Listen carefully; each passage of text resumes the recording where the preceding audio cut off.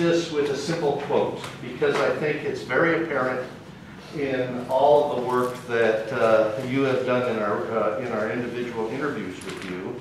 It's not what you look at that matters. It's how you see it that does. And that's a Henry David Thoreau quote. And it's the reality of our perspectives on Goal 10. It's the reality of how it has evolved, its origins, its implementation and its course, and the like. So where we're going from here, today, as you all know, we've had these series of interviews which you've been able to participate in. Today is kind of a culmination of that, where we've teed up this variety of themes with a series of questions. And those themes will be captured on video. And from this dialogue today, we're going to look at tomorrow in the fall. What does Goal 10 mean? Where does it go? How could it be applied? How can we make it work better? What's great about it? Does it have any weaknesses that we've been able to understand over time? So that's where we'll go in the fall with this project. The way I run a dialogue like this is pretty simple. You all have the questions in front of you. Well, you're here because of who you are and what you bring to the table. You all are smart. You all have a lot to say, and we want to capture all of that.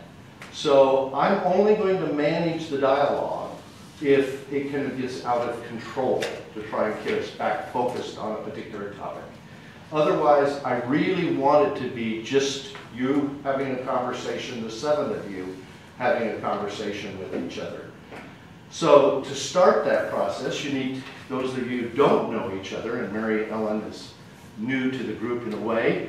I'm going to ask her to start by introducing herself. Just tell you just a few moments about your background and who you are and why you might think you're here. One, I think I'm here because Jeff Fish gave me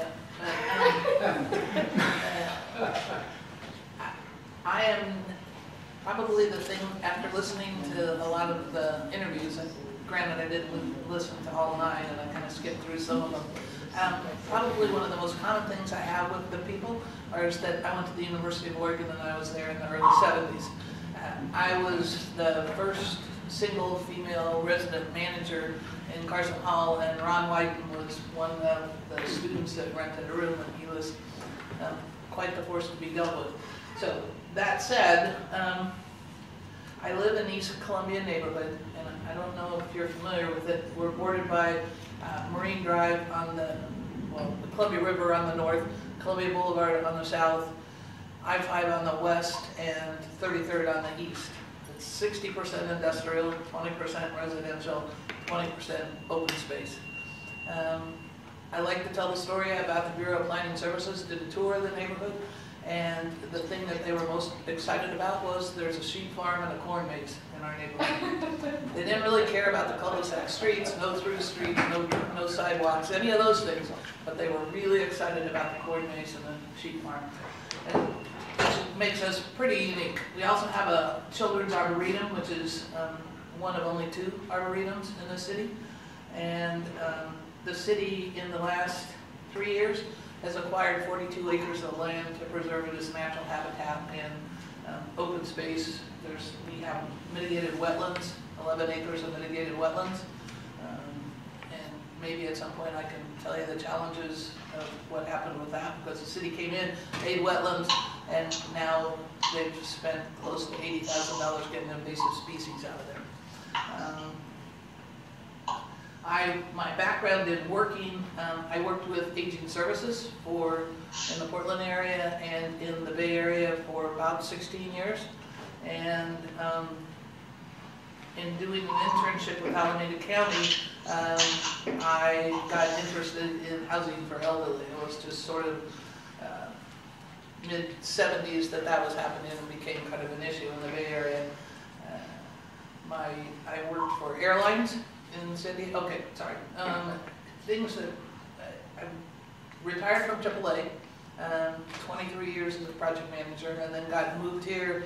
And when I retired, I got involved. So I've only been doing land use kind of stuff in Portland for 5 years. And I'm on some port committees. I was on the Citizen Noise Advisory Committee. I'm currently on the Public Works Appeals Panel and the chair of the Development Review Advisory Committee.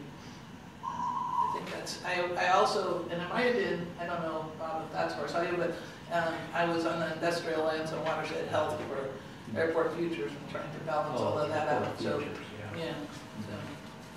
So you'll start to see kind of the alpha and omega as we go around the table. Al.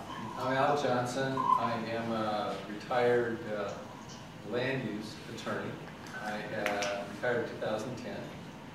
Since 2010, I took like a 3-year break. My wife and I traveled and did other things and came more or less homeless for about 3 years. Then landed in Bend, where we have both gotten back into the land use scene with our recent urban growth boundary update. I headed up the residential lands analysis task force, and she was on the boundary task force. I go back in land use to late 1960s when I was a newspaper reporter in suburban Connecticut. Got very interested in how environmentalism seemed to be a bit of a cover for figuring out why not let apartments happen in the towns that I was reporting on. So I probably won my 1969 editorial called American Apartheid. That got me interested in land use for a complicated set of reasons. I ended up at the University of Oregon. And in 1970, I did my major research paper on land use and administrative law that evolved, that became a part of the decision-making process that turned into what's known as the Pisano case, which is an important part of Oregon land use. That also introduced me to Ed Sullivan, who was attorney in that case. I worked for a law firm while I was in law school in Eugene, and then I did general practice after that, but quite quickly was hired by the LCDC or DLCD to become a hearings official in the years preceding the creation of the Land Use Board of Appeals. These were the first 5 years after LCDC adopted our state land use constitution, the state goals. And so I was privileged to be a hearings officer during the time when they were, the founding mothers and fathers were attempting to give meaning to what they had created, including Gold 10. After that, when Google was created, I continued my practice in law firms with a number of people, including Ed and my former partner Bill Close, including Shirtan, litigating throughout the state on land use issues. And ended up retiring here. Well, actually, I've now retired here for 15 years and then moved to Bend. So I've been in Bend for the last 3 years. Thank you, Al. Andrea. I'm Andree Tremoulet, and I think one of the reasons I'm here is I'm one of Sci's students, and I feel like I'm among legends because many of you I've interviewed or heard about or read about through Sci's work. My dissertation research here at PSU was on the closure of manufactured housing communities during the last real estate boom, which led me into John VanLandingham, Betty Niven, and a whole amazing cast of characters. And I had the pleasure of meeting Maryhelen, and she lives in a little Shangri-La, I may add, in terms of her neighborhood. When I was doing some work with Ellen Bassett on some current issues that have to do with the McMansioning that's occurring in some single-family neighborhoods in Portland. So I'm currently, well, two things I'm working on now might be of interest. Well, I continue at Portland State part-time doing research on housing issues, and I also have my private consulting firm, Commonworks Consulting. And it's a solo firm. I like to keep it really simple, and I'm really picky about what projects I work on. And so the project I'm working on now, I think it's a death wish. I'm working on the statewide housing plan for the first one that they've actually done this way. It's not a plan that is It's not a consolidated plan, it's not a QAP, it's a statewide housing plan. And so we're kind of getting into that, and that is a very energizing project, shall we say. And I think that was the main reason I was asked to be here, was because of my perspective on that.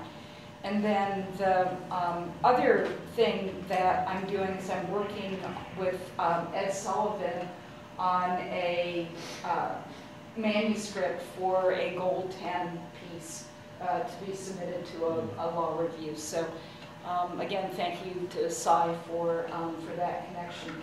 And hello there, far away. It's good to see you. John. So I just had a beer with the editor of that law journal. Oh. So we're going to have to make that connection. All right. So I'm John VanLandingham. I would describe myself as an affordable housing and tenant rights advocate. I've been a legal aid lawyer for almost 40 years, effective this month. If you don't know what legal aid is, it's a nonprofit that's civil law, not criminal. And most of the time I've represented tenants. For the last 25 years or so, it's been about legislative advocacy in Eugene, Springfield, Lane County, and the state legislature. I used to describe myself as the Eugenian who went to the most council meetings in Springfield. They don't like the Eugenians in Springfield. With good reason. With some good reason. I represented some seniors who were opposed to a condo conversion in the early 80s. That got me talked into applying to the Eugene Planning Commission. I was on the Eugene Planning Commission for 12 years. Al's wife, Susan Brody, was the planning director. I was in Eugene at the time. I got term limited from that, and then I got recruited to be on the LCDC, which I did for 12 years, one term more than you're supposed to have, and I was chair the last 7 years. I still do a lot of advocacy in the legislature on tenant rights and affordable housing, including manufactured home park tenancies. And I've got to know these people from those many. Oh, and part of my activity included becoming a protege of Betty Niven, which Bob is also. Thank you, John. Greg. So I'm Greg Winterowd. I was once the planning director of Springfield, but I never figured out. But I began my career in housing really at the U of O, where a guy named Dick Raggers encouraged me, much like Ed encouraged me, to get into the housing field. And through Dick, I became part of the U of O mafia. And so by the time the LCDC staff had been selected, many of them were from the University of Oregon, including Ron Ebert, who was often my bitter enemy and close friend in graduate school because we disagreed on a lot of things. He was a farmland advocate, I was a housing guy, and he got me the job really at DLCD. That's one for Ron. That's one for Ron. Thank you. And he has a few more too. And it was at a time when Al was busy writing hearings officers' opinions, as were a few others. Frank Jostelson's another guy that wrote some important stuff. And I was busy writing staff reports to the commission, sometimes commenting on Al's work, and other times in the process of reviewing local government plans for Goal 10. And I came at a time when something called the St. Helens Policy, which is now part of the state statute, and is also in the administrative rules, and has become the law of our land. That St. Helens Policy came out of a contested case, an acknowledgement of the situation of the city of St. Helens, and it was written by a guy named Jack Cartez, who's my predecessor, and he worked with others in getting that passed, and that's one of the underlying themes of Goal 10.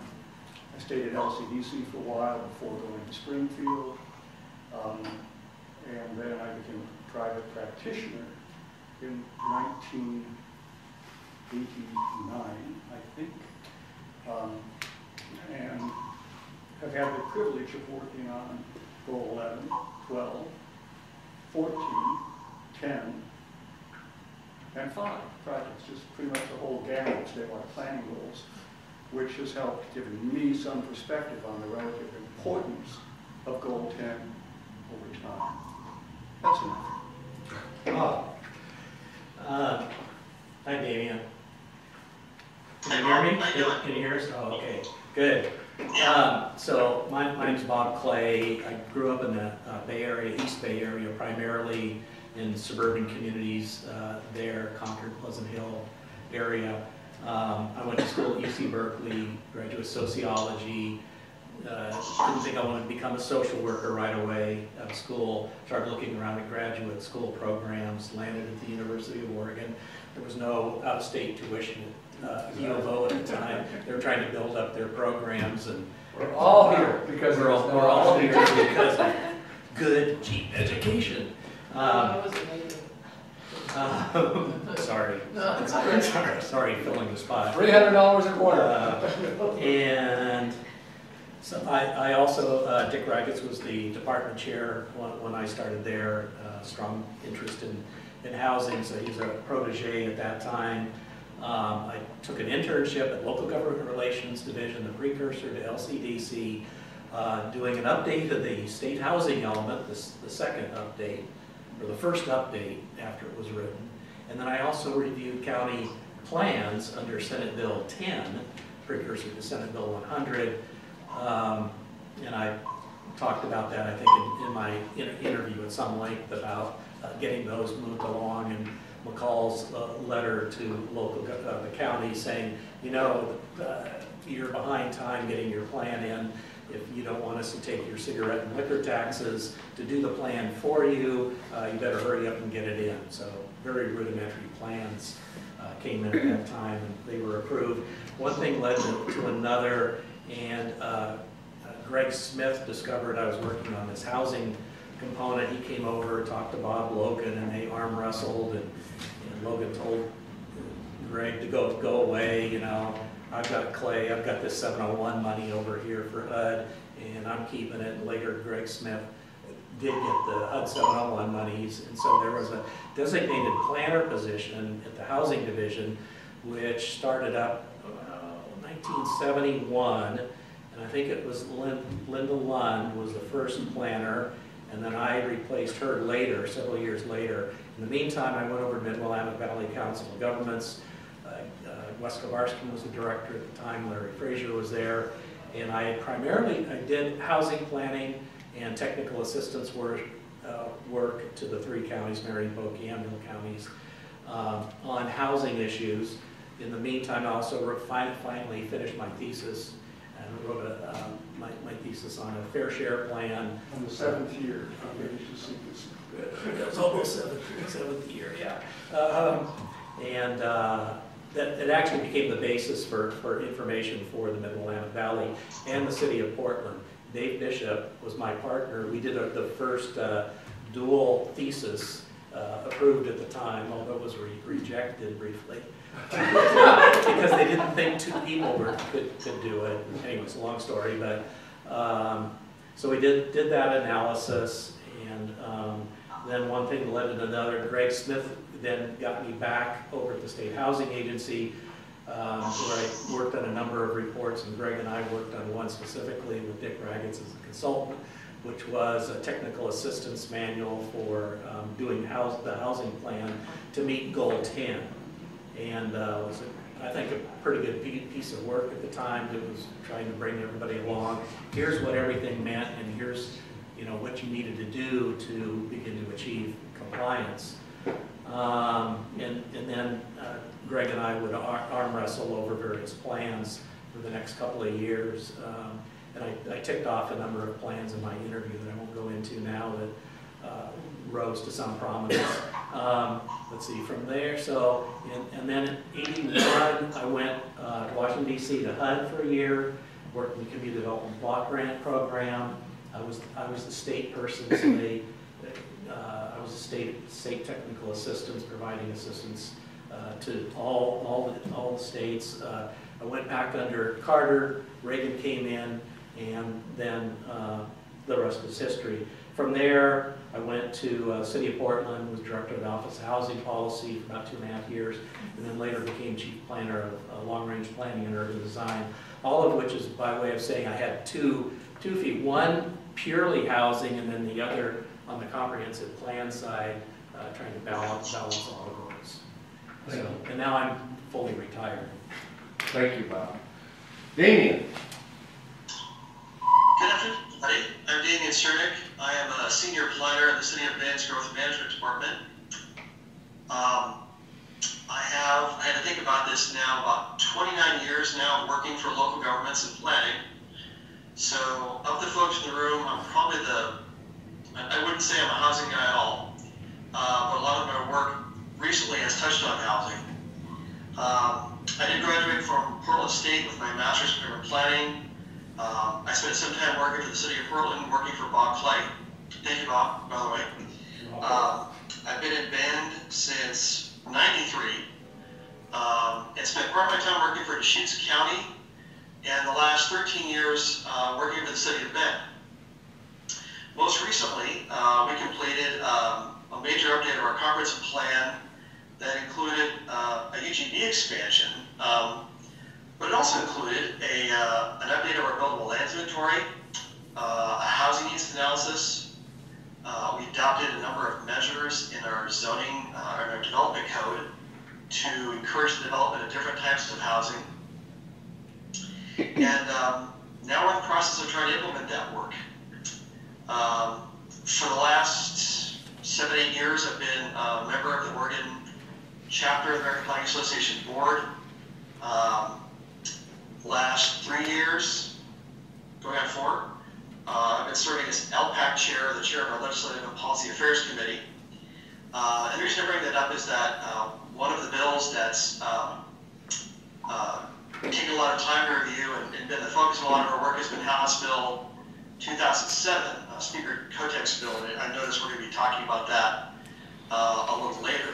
So I don't have much else to add. I think, one thing I can offer, which might be different, is that a lot of my work in planning around housing has been that of the population data spreadsheet geek. In terms of looking at housing units by type, by price, by rent, and making sure we've got good data when we're trying to look at Goal 10 and making sure that we provide it for the housing needs of our citizens. Thank you, Damian. So, quick review. We'll go till 2:30 for our first break. We'll take 5 minutes. Then we'll go another hour to 3:30, and then we'll spend the last half hour really wrapping things up. I will try and divide the time pretty equally among the 6 topic areas, which you all have some questions. As I said earlier, we really want this to be a free-flowing discussion. So I don't want to curtail any of your conversations. Just honor the other 6 of your groups so that everybody has a chance to obviously give their observations at a particular point in time. So hopefully that will work in terms of a 5-minute break, 2 of them over the next 2 hours. I will open this with something that was stated at the 1938 Cities Club in Portland by Lewis Mumford. I've seen a lot of scenery in my life, but have nothing so tempting as a home for mankind than the Oregon country. You have a basis here for civilization on its highest scale, and I'm going to ask you a question which you may not like. Have you enough intelligence, imagination, and cooperation among you to make the best use of these opportunities? So, out of that, you might think of the inspiration and aspirations in the 19 goals. So we're here today to talk about Goal 10. You've been interviewed, and you've had colleagues that have been interviewed. We really want to focus on implementation. And the first one is scale. And when Goal 10 was adopted, as you all know, there was a lot of talk about how do we put this in place. It was put in place. Then there was the Mount Laurel decision in New Jersey, and then a lot of people talked about, are there exclusionary zoning practices? What's going on? Can we actually address Goal 10 in this fine state? that's evolved. There's obviously discussion in there about affordable housing, the costs of housing, and the like. The floor is yours. Could I ask a question of clarification? Sure. Scale. Yeah. Are you talking about scale of different buildings? Or scale of what? I think different buildings is a part of scale, type, housing type, and such. But it is also the dimension of how much where. Well, it's also, I think, doing things at the state level, and the state in relation to city and county governments. Okay, well, okay, that's a different kind of scale. Right. So I started off at the local level, actually most of you start that way. And Eugene, in some respects, preceded SB 100. Bennington was already doing comprehensive planning before SB 100 passed in Eugene. And in fact, Eugene got frustrated because the LCDC wouldn't acknowledge its first plan because it relied on the comprehensive planning stuff that Bennington had already done. They said, no, the goal wasn't adopted by then. You've got to go back and do it all over again. But because of Bennington, we were already thinking about affordable housing and that sort of stuff. And so I ignored the state in my years. I didn't pay attention to the state until I got on LCDC in 1999, 2000, I think. So my views about why doesn't the state pay more attention to local governments and those sorts of things really reflects my view that the opponents of the program spent the last 20 years either cutting the budget so that there was no staff capacity to pay attention to local ordinances, or forcing LCDC to pay attention to rural issues instead of urban issues. I spent 12 years on the LCDC and only rarely got to talk about housing. It was always about rural issues because the legislature forced us time and again to address this or that or this. So if you're asking in this question, why is it different now than it was at the beginning? I think that's a big part of it. So I'm looking at the mid-70s to mid-80s period. And what I recall vividly, actually, is that Goal 10 was always intended as a counterpoint, a counterweight to the natural resource goals. Because if we're going to constrain where growth can occur, it's critical that housing, first, there be enough land for housing, and second, that the housing be allowed within the UGBs without a lot of rigmarole. And so that gets a fair housing issue too, because that was a critical part of a number of decisions that Adler, for example, and others, that harken back to the Mount Laurel case. The other thing that comes to mind is that there was, and I believe this is true, that there was something akin to a perfect storm in the 70s, where you had a very progressive legislature, which included a number of very progressive Republicans. You also had some very good gubernatorial leadership. You also had good federal laws. You also had a lot of funding for public facilities and services. And that combination is pretty unusual. The other thing that was, I think, unique about Oregon, never to be seen again since the late 70s, was groups like State Housing Division, with people like Bob, who were willing to put themselves out on the line for what they believed in. The home builders, who were smart enough to know they had to make a deal with 1,000 Friends of Oregon on this UGB thing and emphasize housing within UGBs in order to keep the program alive and save farm and forest land. The home builders, very prescient, saying, yeah, this is important, and we just can't speak about bashing local governments. We have a great tool in Goal 10 to bust the suburbs, make sure we can get our housing improved in a timely manner. And you also have the whole hearings officer concept where a guy like Al, who wrote an article in 1969 about apartheid and housing, gets to be a hearings officer.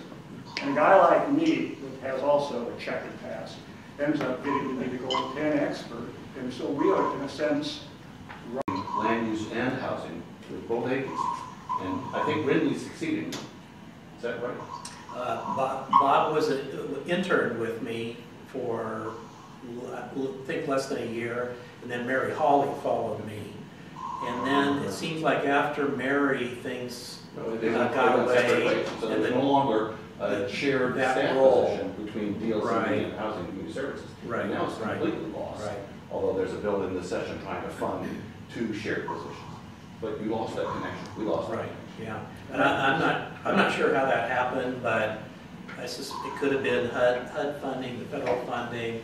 The priorities may have changed. The leadership eventually changed. Greg Smith, who had founded the division, who eventually retired, and so I think there were it evolved in a number of different things, and I think there wasn't that strength. I think you were there longer than I, Greg, for that period. But I totally agree with you about the funding in public services. So there was money for wastewater treatment facilities, water facilities, and the like.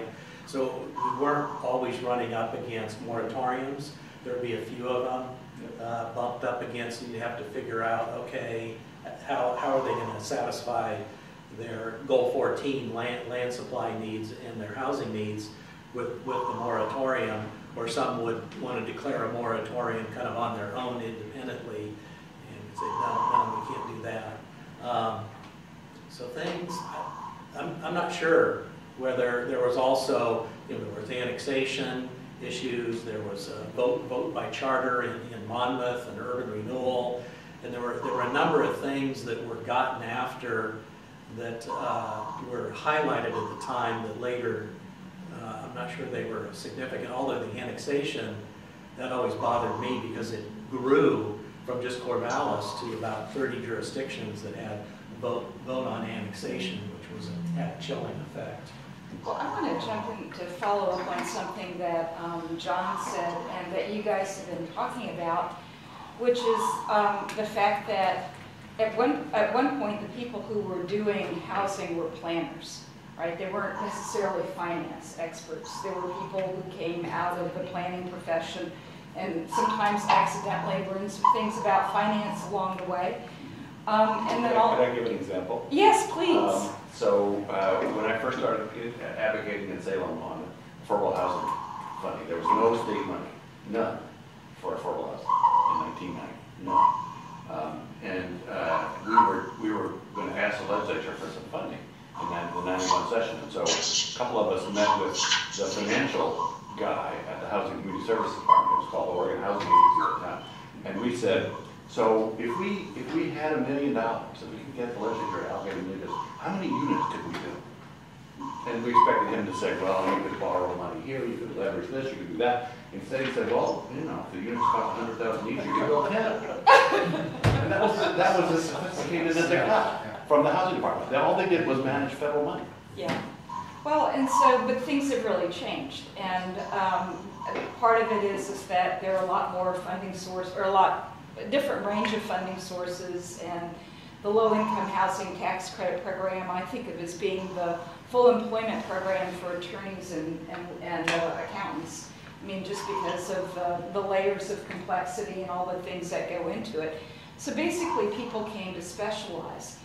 And I think the other thing, looking at it, you could almost say, well, all right, well, we've done what we can to ensure that there's land available. The other part of and we're concerned about the cost of land. So the other part of the equation with housing costs has to do with the building of housing and how you finance it and so forth. And so what can we do to drive down the cost of the built structure? And of course, one of them is my favorite topic, manufactured housing, which was endorsed by 1,000 Friends way back when. But then the other, I think the other part of it had to do with, well, let's bring in all these financing sources to make it more affordable to be able to do it. Let's limit the residency, and therefore you have kind of this growth of specialists that deal with, real estate specialists that deal with financing of affordable housing. So one of my passions at Portland State, since I've had the privilege of being able to do a little teaching, is to corrupt the planners and to have the planning students with this hybridization of thinking again in terms of land use and planning and transportation, land use and affordable housing, transportation and affordable housing, and to actually learn some things about this specialized language that is associated with finance. Because I don't know what you think, Damian, but I think the future has to do with planners who can think like the people, some of the people around the room who have that dual perspective and understand both pieces to some degree. That's an issue I have a great deal of passion about in terms of going forward for the future. So as somewhat of a stumbling block in all of this, many of you in your interviews have talked about other priorities, transportation being one of them, and other things that may have shifted interest away from housing at a particular point in time. In that segmentation, did that help or hurt? How, given what you just said, Andrea? Well, a planner in a small community is going to do about 80 different things because they don't get to be a specialist. A planner in Portland gets to specialize in bicycle planning, which is an important and worthwhile thing, not to devalue that. But you don't get to do that if you work for Scappoose or St. Helen. And so I am a real someone who believes that you need to learn a bunch of things, not truly deeply, and then as you go into the profession, specialize from there. But to have a good broad basis in a lot of different areas, because more and more, knowledge has to do with this intersectionality and people who have different areas of expertise being able to talk to each other. And if you don't know the same language, then you really can't talk. I think we've done a lot of work in the last 2 years in terms of the planning profession learning housing language and housing people gradually beginning to understand some of the planning language. I think some things are starting to happen there again. I don't know what others think. Maryhelen? Yeah, I want to touch on. Damian. And then Maryhelen. Okay, thank you. I wanted to build on Andree and others that said that. I think when we look at Goal 10, I think, that's not being flippant. I think we've got the land part pretty well down. We understand as planners what we need to do to inventory land supply, and I think we've got enough guidance to make sure that we've got enough land zoned for different categories of housing, and how to make sure we've got infrastructure either built under construction or planned for to support that development. I think one of the things I've learned just for the last few years working on the UGB is the part where we could do better is try to make sure that the types of housing that we zone for or that could be built is really going to be accessible to households and families, affordable. And I know we do work with our housing needs analysis to try to identify that. I feel like there's something missing that we're not doing just yet in terms of assuring that if we zone a certain amount of land for certain types of housing, and the market says, yeah, okay, I'll build that type of product, is it going to be affordable to households so that they're not burdened, they're not, paying 30 or 50% of their income for housing. And I think, we're just, as a city, still trying to better work together with our affordable housing staff to make sure that when they're looking at projects or looking at incentives for housing that's maybe below market rate, helping them find the right spots to look at. So that's all I have for right now. I got to think about this more. So, Let Maryhelen go first. Right. She had a comment, then Yeah. go to Alan. I know Okay. John has something. You all have statewide visions, I have more local anecdotal kinds of things, but also one of the things I didn't mention is that I was one of the 3 organizers of the Vanport Mosaic Festival that went on this last weekend. And we organized a tour of Vanport. And one of the epiphany moments of Vanport was having those people go back to where they lived when they were 4 and 5 and 6 years old, 20-some, and see the place where their house was. That's now a golf course or PIR drag strip. And it occurred to me, after listening to a couple of these and then I listened to more after, that no one speaks about the social fabric of what infill density planners do. And then being in this room and seeing the people that you interviewed, there's not a broad cross-section of diversity in what's being planned. So it got me thinking, and I say this all the time, who thinks this is a good idea? It's whoever's in the cubicle, whoever's in the position, whoever the director is. And I have several things to get a chance, but I look because I live in North Portland, but Vancouver and Williams Avenue are a prime example in the Albina district that has just radically changed. And some people think it's a great thing, and some people think it's the most horrible thing that's ever happened. But what they lost was the community that was there and the connection. And then through this Vanport Festival, those people came back. They didn't care whether their house was there or not, but they got to see who they were in 3rd grade with for the first time in 69 years. And that has, in my mind, that has to be a part of the planning process, or it's not going to be successful. People like us can't sit in a room like this and say, oh, we need this many houses per square foot, and the people need to live there. The people need to, we're destroying lives in essence. Where there's 2 giant 300 residential unit buildings, or 4 older homes that had a lot of community connections, was a jazz club, was a community spot. And so what we've done is scatter those people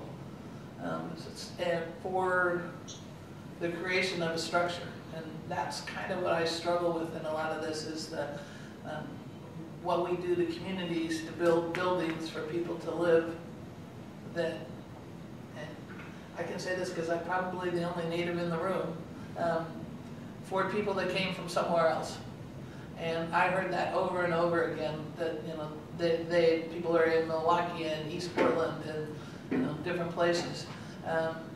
And I think the joy of being involved in this festival was being able to see the people that had never even heard of Vanport learn about the immensity. You know, I brought a map, and the picture would be horrific if you were going to lay it down somewhere in Portland today. It wouldn't be allowed.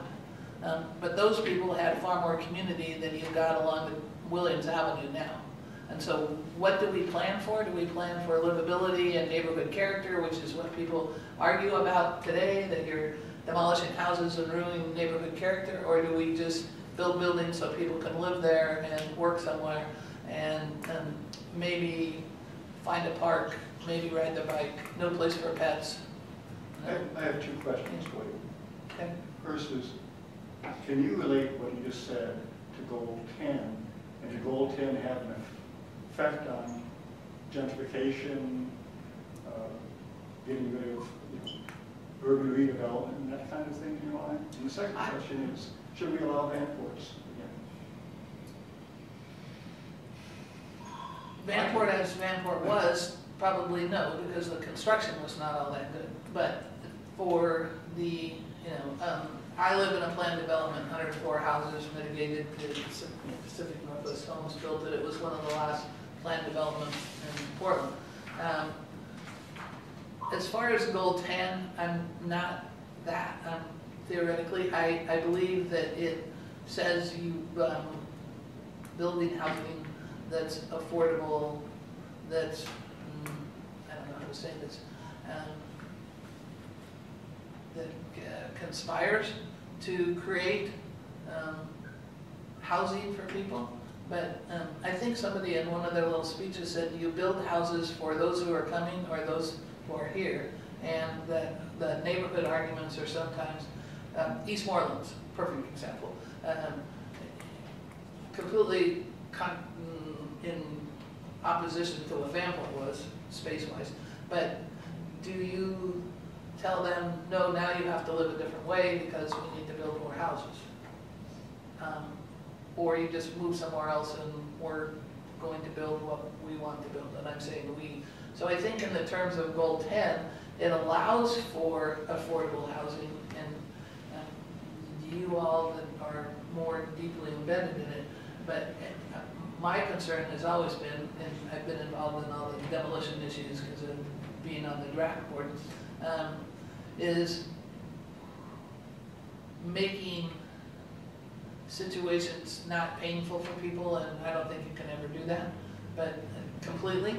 But if there's a way to evaluate the Goal 10 principles and say, don't let this destroy a community, yes, that might not be the right answer, but I don't think that we should do things that destroy good things and don't replace it with something that's either better or same as. This is a great dilemma. I just had to comment on that briefly. No, well, just a second, just for a moment. Okay. I think we need to break now for a simple reason. I see John, but just for 5 minutes. I don't want you to lose anything that Maryhelen said, okay? But I want you to think now, well, I want you to think of this in the context of successes and limits. Because we've had great successes in terms of increasing densities. We've added housing costs by going a little bit more vertical on the challenge of that and addressing affordability. And so Maryhelen has really raised a major issue in terms of the dilemma that is faced, and I think that's what you wanted to speak to, Al. So I want this conversation to go. I just think it's appropriate that we break now and then come right back to it for our next topic. Unless you just want to go on.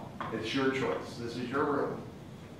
Why don't we let Al say what you want to say? Yeah. Well, the thing I want to say is that Maryhelen has really framed the issue for us. I have represented people who were opposed to creating historic districts, for example, on the ground that the historic district's basic purpose, and this has been a strategy around the state in some places, is essentially to exempt themselves from Goal 10, because then you don't have to determine objective standards.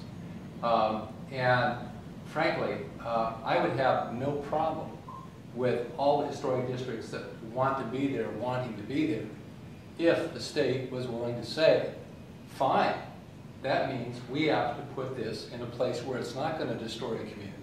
It's going to have to go at the edge of the urban growth boundary. That's because that's where there's green land. But we have a state which says that farmland, even if it's just growing land for golf course seed, is more important than your neighborhood and more important than their access to good housing. That's how I see it. You just farmland. Right. That's So John, I really want to continue this conversation. So do you want to break now or just continue? It's your choice. Sure. I could chime in, but Go ahead. No, it's fine. You want to continue, John? I mean, so I've got a list of things that, I mean, I should confess to you that I led the charge for an historic district in Springfield where the land was owned multiple family, and they hadn't seen any new development in that Washburn district since the 60s. This was in the 80s when I was working there. And the last thing on my mind, or anybody else's, was Goal 10. It was saving what was left of Springfield's working class historic district. Historic districts, most of them are legit. I'm just saying, it is a strategy. And one of the themes that I talked about in my interview with Cy was, I think after the acknowledgement flurry and all the plans were acknowledged, after Bob and Greg went away, after Al quit writing hearing officers' opinions, what happens is people largely forgot about Goal 10. They just forgot about it. It was not important. And I even have a more critical comment to make is not only did they not forget it, they intentionally did not enforce. And the reason I believe that's true was some very good planning reasons. The Transportation Growth Management Program, in many ways, a wonderful program. It funded all kinds of great planned communities at reasonably high densities where you could walk according to guidelines from the state. They all required that you have park roads, wide sidewalks, open space parks, certain types of design standards, often discretionary standards, which were encouraged to be adopted by the state and funded. And by the way, our firm benefited from TGM funding more than once.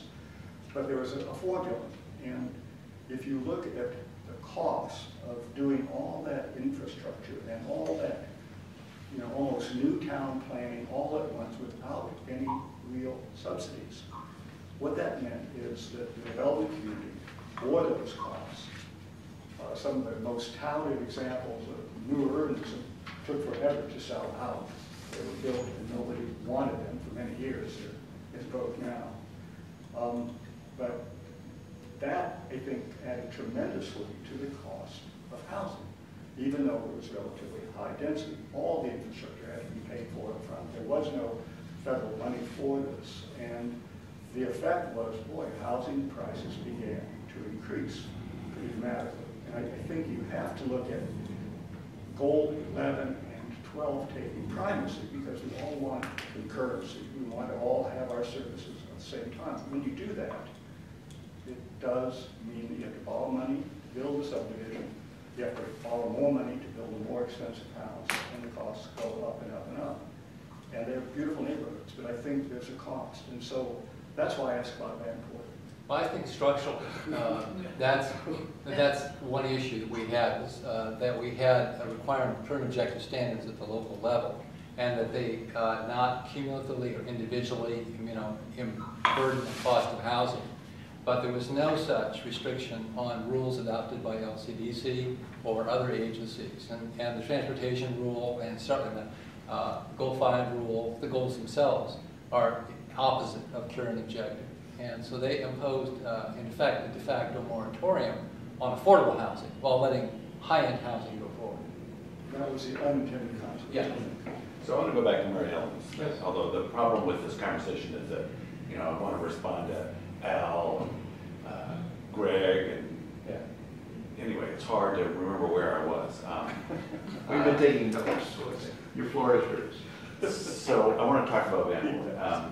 I've been on the board of the Fair Housing Council of Oregon for 25 years.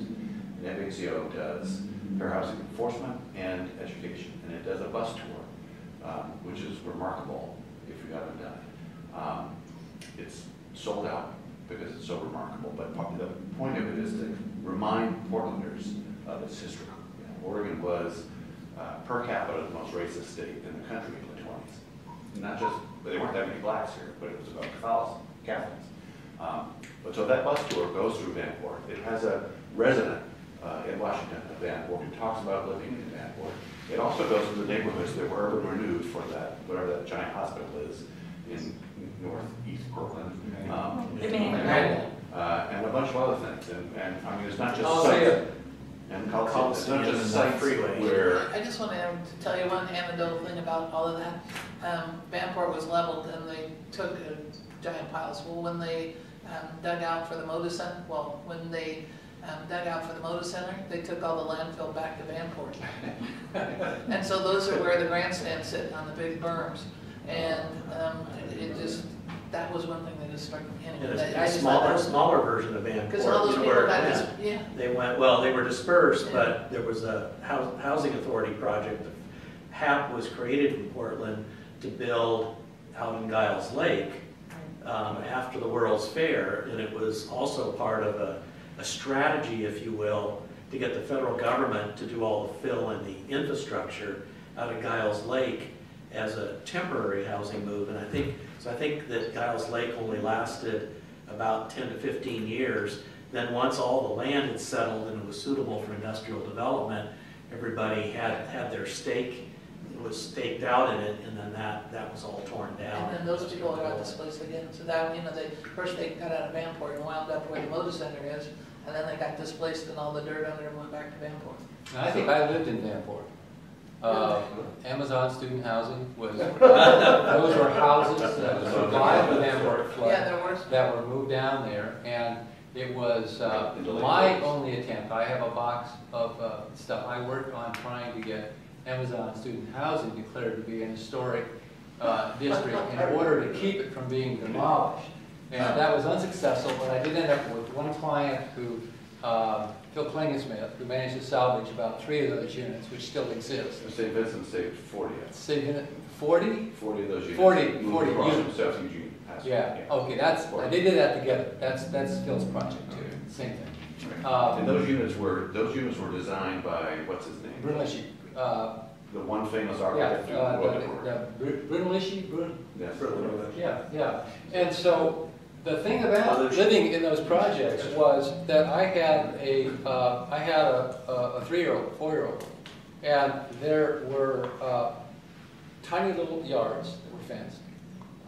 There were driveways that cars could drive through, but there were so many people there, anybody that drove at the speed that was dangerous at all to a child would have their tire slashed before they got through. And it worked great. But I was there for 3 years. There was never a kid hurt in that, and it violated every principle of traffic design you could possibly imagine. But it was the safest neighborhood in Eugene. So you are advocating for lower quality housing? Well, structurally, it was terrible. So, but built the good quality housing, built in exactly the same layout, absolutely. So if they had replaced that with something like what Idea Box does, the people down in Salem built everything really well. So they should have just gone in that footprint and replaced that housing unit for unit. I worked on trying to say Amazon student housing as well a lot. And the rents at the time were like $140 a month. Mine was 42. Yeah, that was 10 years earlier. Yeah. So my wife lived there at the same time we did. Go ahead, John. I want you to. But after, and Dave Fromeyer, the president of the university, is the one who decided not to let it be saved. We actually made a pitch for how we would finance saving it. And probably in hindsight, it was the wise thing to do because they were in bad shape. They were built in 1942 or something like that for should have been replaced. Shipyard workers, and this was now 1990, and so they were already bad. But the new rents for the new housing that's there that did get built, housing authority did the building as a project from the university are 3 times what the rents were before, just because of the nature of the cost of building new housing. So to your question, yes, I would build another Vanport, and I've advocated that as an affordable housing advocate for years because my answer to that is even bad housing is better than living in your car on a street where you don't know who's going to knock on your window and you move every day and you have no security whatsoever. So Eugene's in the middle of being led by a local minister named Dan Bryan, building Conestoga wagons and tiny little 10-foot by 10-foot shelters. And in fact, one of my favorite stories is that after the war, the first homeless crisis in Eugene were veterans coming back to the University of Oregon with the GI Bill that had nowhere to live. So what were they doing? They were living on the street. So what did the city do? Not the city itself, but one of the local nonprofit bought a bunch of 10 by 10 units from somewhere from Portland, brought them down, put them in Slane Park, which is at the time a cow pasture on the edge of the city. It's now an urban park near where I live. Somebody sued, a neighbor sued, saying that the land was supposed to be used for a parkland.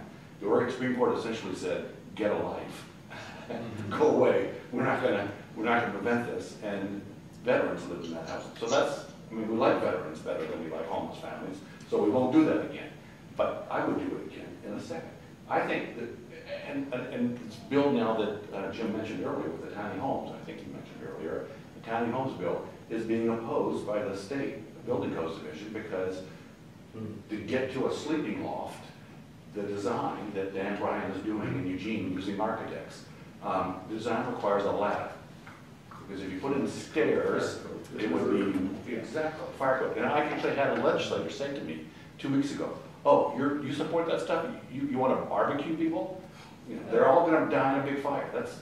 I have a daughter-in-law who just had a baby in Fairbanks, and they live in a house like that, and the baby goes up the stairs, up the ladder with mom, and it's fine. In Springfield, the Springfield project, where everything met manufactured housing code requirements. It was going to be for family housing, it was going to be attached family housing. The state building people opposed that because they don't like the competition, and so they had the separation requirements. We had models from just some great projects, everything like that, and it was finally defeated based on an unclear and objective standard, which is statewide goal 11, on the ground that the schools were overcrowded, and so we couldn't meet the concurrency requirement for schools. So we had to, based on statewide land use goals, we had to file a covenant limiting that project to senior housing. So we had to exclude children based on state land use goals. I know, frustrating. Let me just note that on this tiny homes bill, DLCD and LCDC are not playing a part. So that, I mean, one of my gripes is that the commission never had, 12 years, we almost never had any time to work on urban housing issues. And they're still not really able to work on urban housing issues. That's a real loss. They should be a part of that discussion. They should be a part of any discussion about gentrification. What are the solutions? I don't know what the solutions are. They may not be in it to gentrification, but there ought to be work being done. Yeah, I mean, I think the chairman of the LCDC should say, we're not going to do anything else until we spend the next 6 months on goal 6. Go ahead and fire us, Governor Brown. And I think you get some action. Well, The Fair Housing Council was involved with the Vanport, and then it's evolved into a lot of the homeless issues, because there's a great amount of industrial land just off of 33rd in my neighborhood that can be in a Dignity Village too. It's all wrapped up in permits, it's industrial land, so it can't have all those kinds of things. They've got a special waiver from Dignity too. The city's not willing to do that for another piece of land. So to me, the bureaucracy of all of this, it needs to be simple. Because it seems like there's intelligent people in this room that all nod their head and say, yeah, but how do we get those people to do it? And that's, I think, the dilemma. Back to the, would you build another Vanport? One of the questions we asked every tour, there was 11 tours, took 70 minutes, what they did. And at the end of the tour, they said, if you could, and there were houses here, would you move back to Vanport? And every single person said yes, except one guy, and he said, no, I think I like where I live. And they asked him where he lived, Eastmoreland. So, I mean, he was the unique individual that had moved out of there, but they all had such an affinity and an attachment to that area. And plus, it's a very pretty area right now. But I think being able to build housing that's structurally sound, and I don't understand all the innuendos with the Building Codes Division, but it always comes up as the nasty part of any kind of conversation that blocks things that need to be done. I don't know how you get around those. So yes, I think you can build it, but I don't think you'd be able to get the cost effectiveness that they got at Vanport on that 650 acres. I mean, Vanport was bigger land mass size than the city of Portland is now. There's some practical problems too. Yeah. And like, you probably couldn't get funding. Yeah, managed floodplain. You couldn't get private financing because the bank's going to look at that and say, you know, if I have to take this back, if I have to foreclose on it, what could I do with it? Nothing. All of it's problems. I would make a note. I remember, well, going back to needed housing time in St. Helens housing policy, there was the concept of least cost housing. I'm looking at Greg now, and I'll look at Al, because I know you remember that. So it's least cost housing. In Washington, D.C. I was at that as well. I don't remember that, I'm sure I did. And so I think way back when, you know, the kind of least cost housing was manufactured housing, it was mobile home parks, it was apartments that were as, you know, pared down as possible. And I think that the whole notion of that has gotten away unless it's buried in the rule somewhere and I hadn't come across it. But, I think one of the problems is that there's a notion that you want to integrate housing that is more affordable in other neighborhoods. And so rather than having housing that sticks out as being different, The integration process works a lot better if you spend more money and so forth on design. So it's also possible to build least cost housing, and I know Eugene's different in terms of how it's configured and so forth, but a lot of times the places with the really good schools and other things that people want access to for their kids often are in places that are more expensive.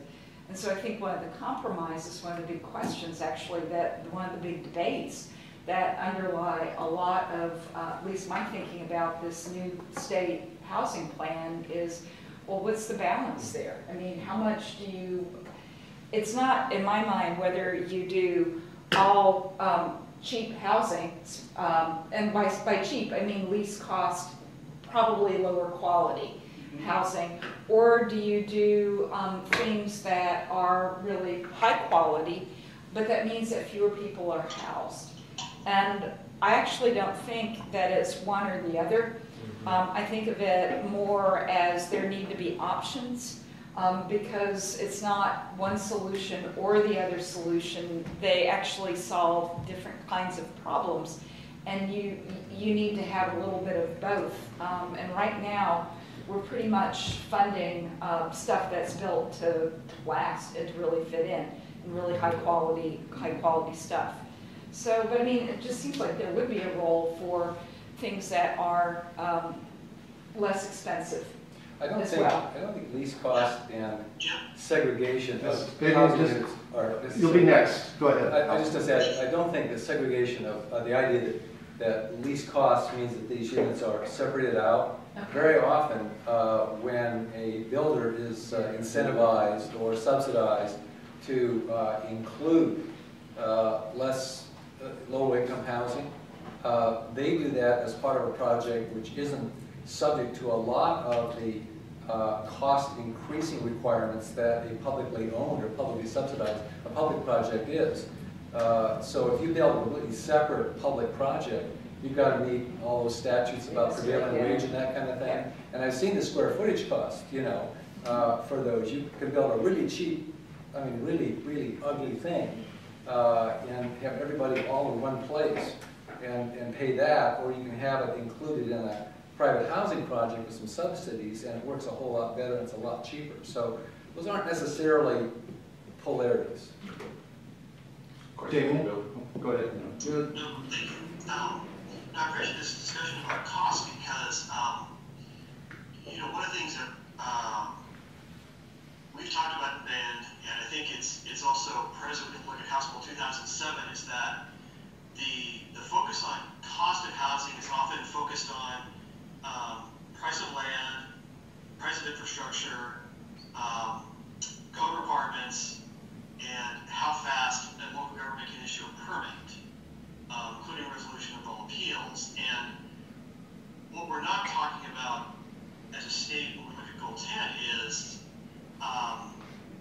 so the things that we're talking about in the legislature this year is like, can we talk about smaller housing, maybe with different standards for fire access, maybe with different power sources. And so I think that's where, if we were to look at Goal 10, I think it would help to broaden that scope. There would be some things that we can't control. For example, you know, I can't make the Building Codes Division change their standards, but maybe the commission can engage in a dialogue with the Building Codes Division about things like tiny homes, structural requirements, power, plumbing, so that we can look at addressing this issue a different way. I often say that in my neighborhood we have a manufactured home park, we have an RV park, and we also have Deltawood. I don't know if you're familiar with Deltawood, but it was built manufactured housing for shipyards. They're 800 square foot cottages, and they tried to get back in that. I wasn't around then, but I think it was late 80s, street repairs in there, and they couldn't, so they formed a private home ownership. There was a lot of nefarious embezzlement with the owners and all kinds of stuff. But then they started having drainage problems off of MLK, and ODOT got involved, and so they finally got a lot of improvements in that area. But so I don't know that there's a neighborhood in the city of Portland that has all those housing types, and I think Andrea was aware of, and we have 230 some spaces that's of a manufactured home park. And not too long ago, there was one in Cully that a big developer, or two in Cully that a big developer went after, and then they started looking at this one, and it all kind of quieted down once they bought it. So, and the Fair Housing Council was very involved in all of that. But I think being able to, in our neighborhood's not suffering because of all those different housing types. And people tend to, and I don't know whether it's just because the neighborhood got annexed in, or that area was annexed when they did Hayden Island in the mid to late 70s. And so there's, farmland. Many people want to build several other structures, but because of codes, they can't. So they could build affordable housing there, but they can't because it's cost prohibitive with LTIC charter, the local transportation infrastructure fee charge. All those kinds of things make it prohibitive to make affordable housing.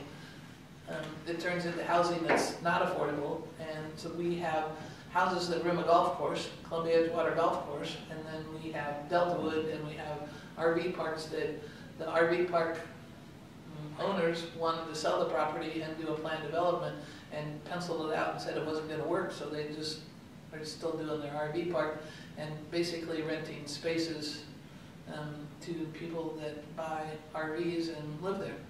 So I think it can work, but the argument is, how do you make it work in, say, a Richmond or inner city? You can't do those kinds of things, but I think there's space to make those kinds of structures. So I want to actually go there, and we have two periods that we're going to talk about, barriers, if you will, and that kind of slips into the barriers discussion.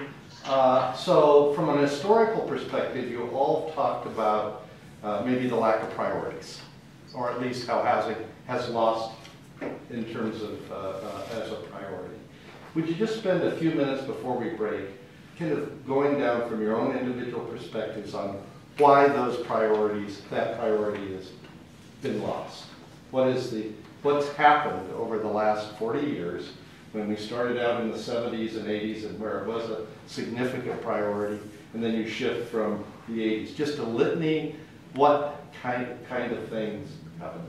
So I began the conversation talking about the perfect storm that allowed there to be a goal plan. Okay, so let's look at all those pieces. Sometime in the 1980s, mid-80s, when Clouds and Transport forgot about housing. They called housing became density, and the way you provide affordable housing is by having tight urban growth boundaries and growing out, not out. And so density is automatically affordable. That's probably not a true thing to say. The second thing is that Bob Clay went away, and I went away. And it's not that Bob and I were irreplaceable, it's just that people like Bob and I were not allowed, they weren't given their head anymore in the agency. The agency was growing up, you had formal rules, there was more to worry about. And I was so extremely fortunate to have Wes Kavarston, never laid a glove on me, Wes, go out and do it, Greg. I have confidence in you. Same with Greg Smith and Bob. I also worked for Greg Smith for a while. And the guy just said, let her rip. Good luck. He trusted his staff. That's pretty unusual. There were no more hearings officer decisions in the same way. But that actually means no more commission decisions, because they were LUBA decisions. That's right. So it was only acknowledgement decisions. And the commission was frankly not as well equipped to make acknowledgement decisions as hearings officers were, because you could sit down in a room, look at the contested case situation, and say, here's my recommendation. So you got something fully baked. It was not a political thing, it was fully baked. And the staff were in a very difficult position during acknowledgement decisions, because they were, we can all think of examples. They're trying to work with local government to make it work. And they're also dealing with a bunch of objectives, but they're not one person trained as a lawyer with the right decision. I think that's a problem. Tom, So I said this earlier, and I want to repeat it because I think people ignore it and lose that focus. My sense, when I was on the commission, which wasn't during the 80s, But in the 90s, too, continue. Can I just say, when you say the commission? the Land Conservation and Development Okay, Commission. okay. So I that's just want to make policy sure I'm body. tracking that right. And I was on that for 12 years, and I was chair for 8 years. And I had a huge fight with Ed Sullivan, because Ed Sullivan was criticizing the commission for not doing more for affordable housing. And my response was, how can we? Every legislative session, the legislature gives us tasks that we have to do, or we don't get funded. Plus, they're cutting our funding. So and all those tasks were movable.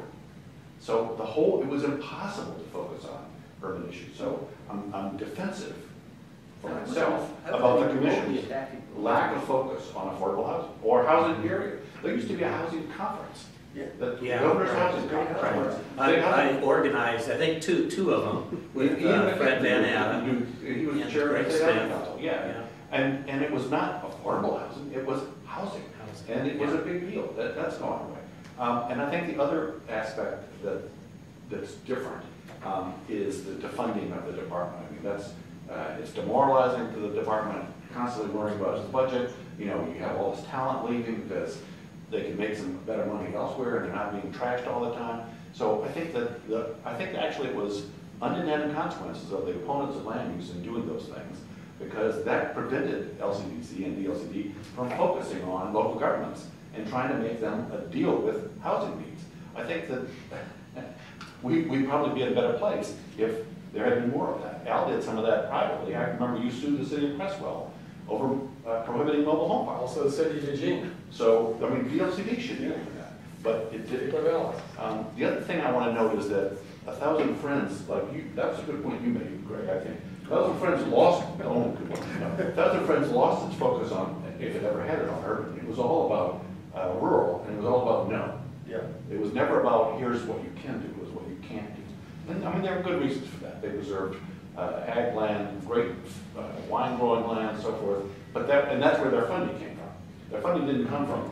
Yeah, if there wasn't, you know, and that, I think that was a big part of the thing was that, you know, once you accomplish your mission, and 1,000 Friends was incredibly good and incredibly successful early on, then they sort of had to inflate the importance of preserving that last little remnant of farmland that might be lost to urban growth, even if that urban growth was in accordance with everything else. And so it got to be, you know, we spent so much time bogged down in marginal lands issues, prioritizing things, bean counting to try to minimize the need by counting land that couldn't possibly be developed, and arguments over that. It was just, and then they got the whole Rajneesh thing, which made it very popular in Eastern Oregon all quickly again.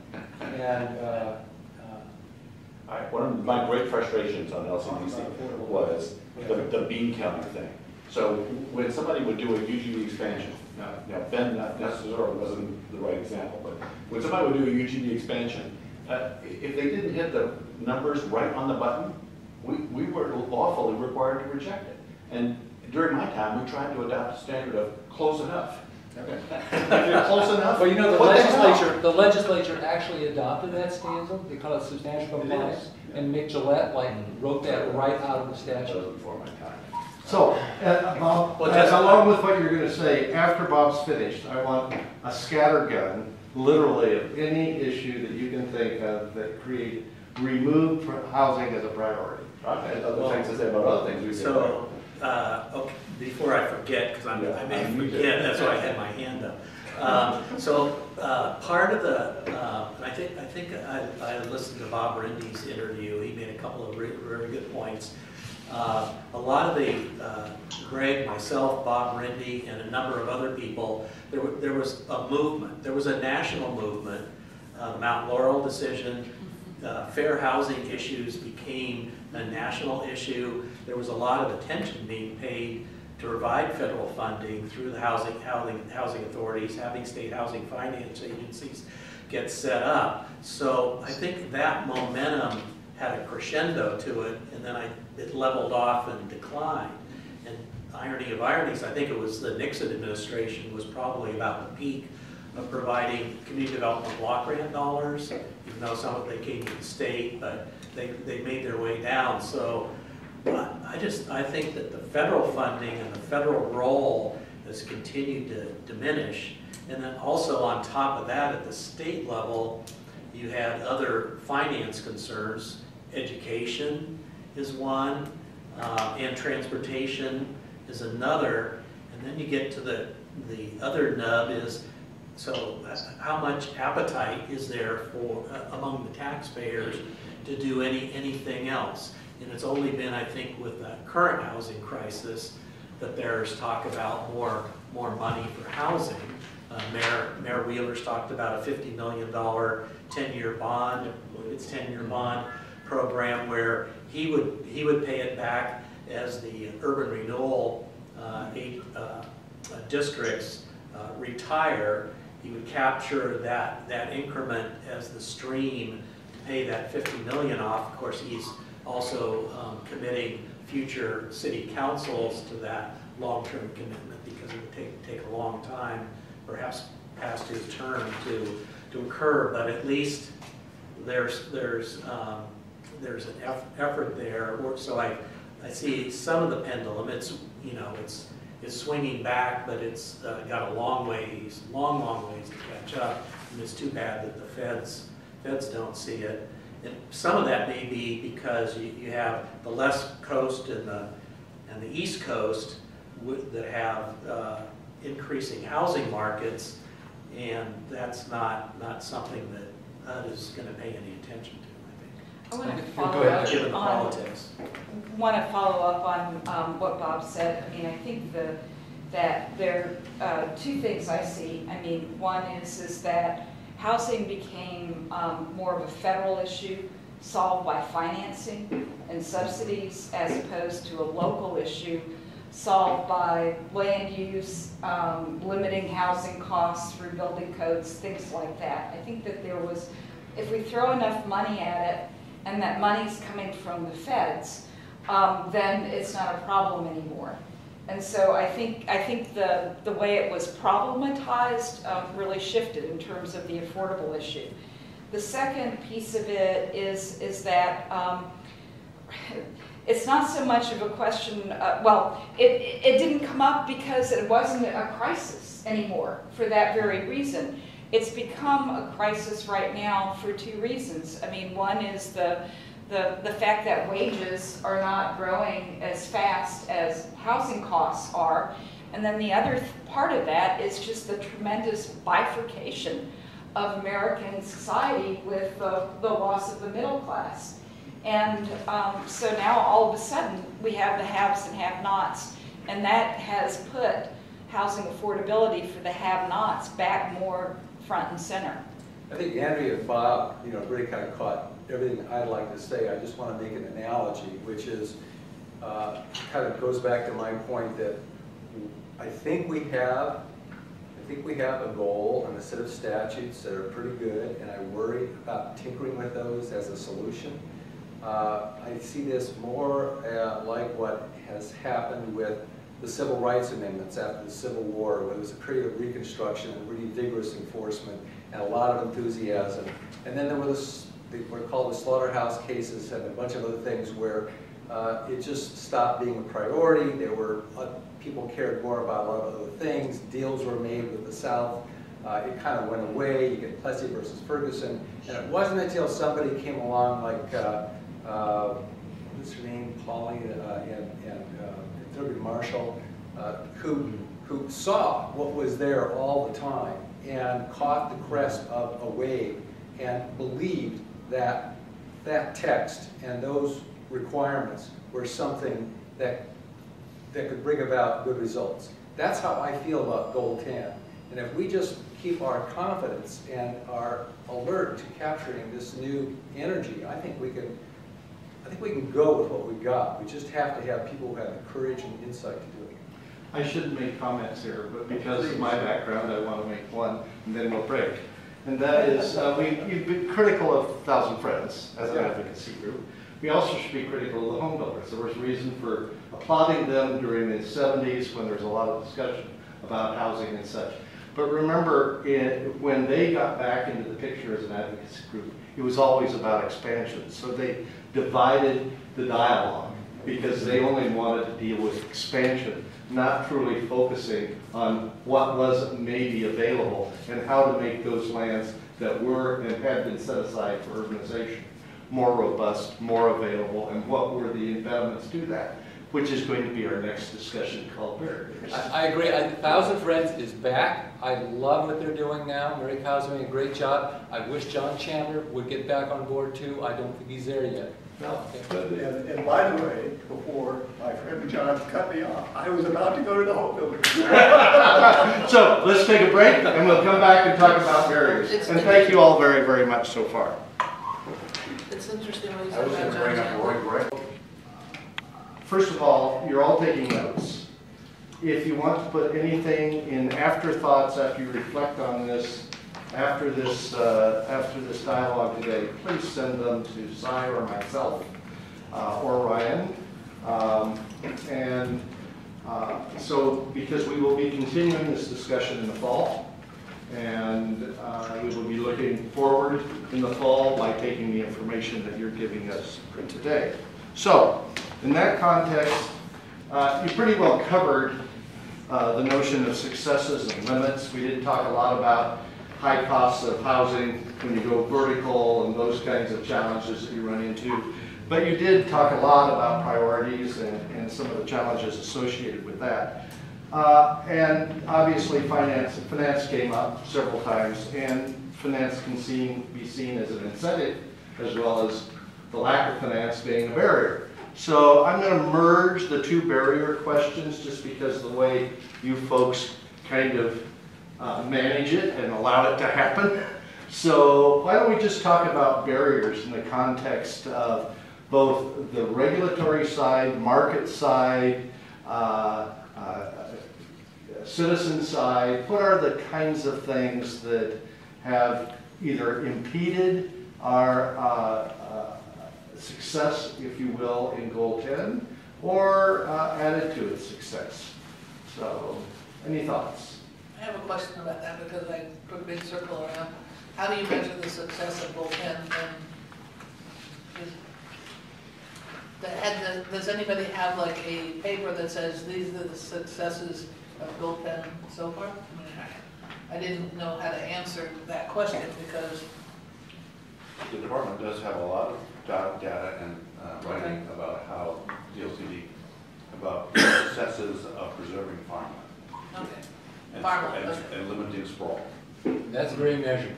And yeah, this is more like deciding, is this caused by climate change or is it caused by something else? You know, there's such a complex set of factors that go into affordability.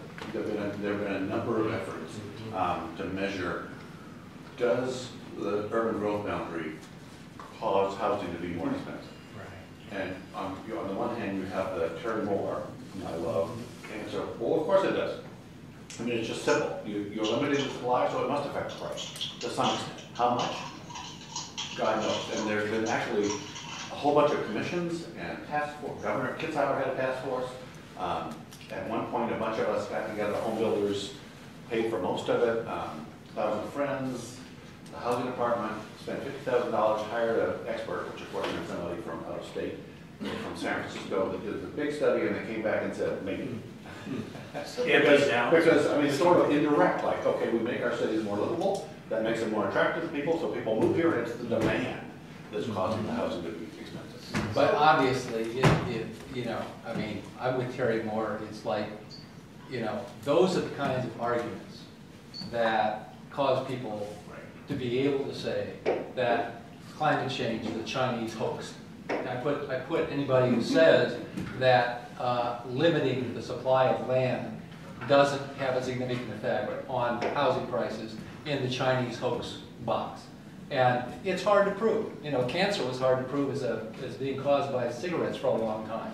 There's a lot of disinformation, there's a lot of denial, but there's also a lot out there showing that those places in the United States that have high demand combined with tight regulatory barriers to getting in. And sometimes they are urban growth boundaries, sometimes they're state NEPA statutes like you have in California. I mean, they can work the same way. The regulatory barrier can be a number of things, but limiting the supply of land is obviously a big, big piece of it. And I fault 1,000 Friends for falling into that trap and constantly insisting that there's no connection, which I think I agree with you. I think people go, and then their other thing they would do would be to say the solution is inclusionary zoning. That's the only solution they ever suggested. And I mean, it's not a horrible idea. Finally, the advocates for inclusionary zoning stopped advocating on that basis of affordable housing, because it's not going to be affordable housing, and started advocating for it on the basis of diversity. So you could build some housing for firefighters and school teachers, but not poor people with inclusionary zoning. There's a time element in this. In 1990, Terry Moore and I worked on a study of the effect of urban growth boundaries on lot sizes, efficiency of development. And what we found was not much in 1990, because all the UGBs were way too big. Exactly. Including the trees. Exactly. And then, but that was 1990. In 2000, you know, the UGBs were 20 years old. In 2010, they were 30 years old. And you have 1,000 Friends and others saying the same thing. And partly what we do, by the way, is through Goal 14's rules, and all the numbers you talked about, is the rules change dramatically. The same goal, really the same rules, but their interpretation changed dramatically from the 80s to the 90s and 2000 through interpretations by often the Court of Appeals, including our friend Jim Irvine, where all of a sudden it was almost impossible to do UGB that brought farmland in and not have to be opposed by 1,000 Friends. And at this point, I think they do constrain land. I had the same class that Terry Moore had at Whitelaw, and I had two takeaways from that class. One was the supply demand. Russ Beat wrote an article about that too, if you remember back. I mean, Yeah, way back. In the late 70s, right? And from Willamette University, and that affordable housing is cheap housing, because if you have all the HUD standards to make it safe, et cetera, it's going to increase the cost. And then, Davis-Bacon, all this. And the second thing is, when you reduce the supply of land, of course, it's going to increase the housing cost. It's basic stuff. So when I was causing you to be offensive, it was not my intent at all. What I was about to say is, we had the home builders, and all of a sudden they're making deals on administrative rules and statutes, especially the statutes. And if you think back to, was it 1983 when the new rule for communities over 25,000 got adopted, and oh boy, the complexity was enormous. John Chandler was part of that deal, and he thought it was cutting a good deal, but it was not. It made it, anybody who's in the business of doing UGB amendments and looking at that as housing needs now, oh boy, this is a whole new level of complexity. And the other thing that happened, and so the home builders, I think, lost out on a big part and lost perspective. And I've told John this more than once, and he said, well, you know, but you haven't been there versus other comment. But the other thing that's happened is you got to follow the money. And the money was not in housing, as Bob was talking about. The money was in transportation. And so you have my good friend, and I mean this, Mark Greenfield, who was a big part of the acknowledgement reviews in the early 80s, along with Bob. I mean, it didn't just happen. We talked a lot. I would tell Bob sometimes, Bob, that's going too far. Don't put that in. He'd say, Greg, I don't care to put it anywhere. But we had these conversations. Mark and I were, you know, he would stay at my house. That's how things worked. And so there was a vast left-wing conspiracy, I suppose. But the point is, when transportation money came, Mark went off independently. He became Mr. Chief, the transportation guru.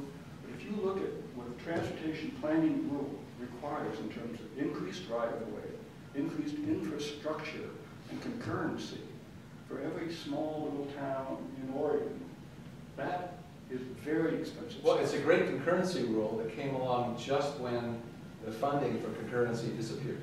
Yeah, and so the local governments are stuck with this, and so what are they going to do?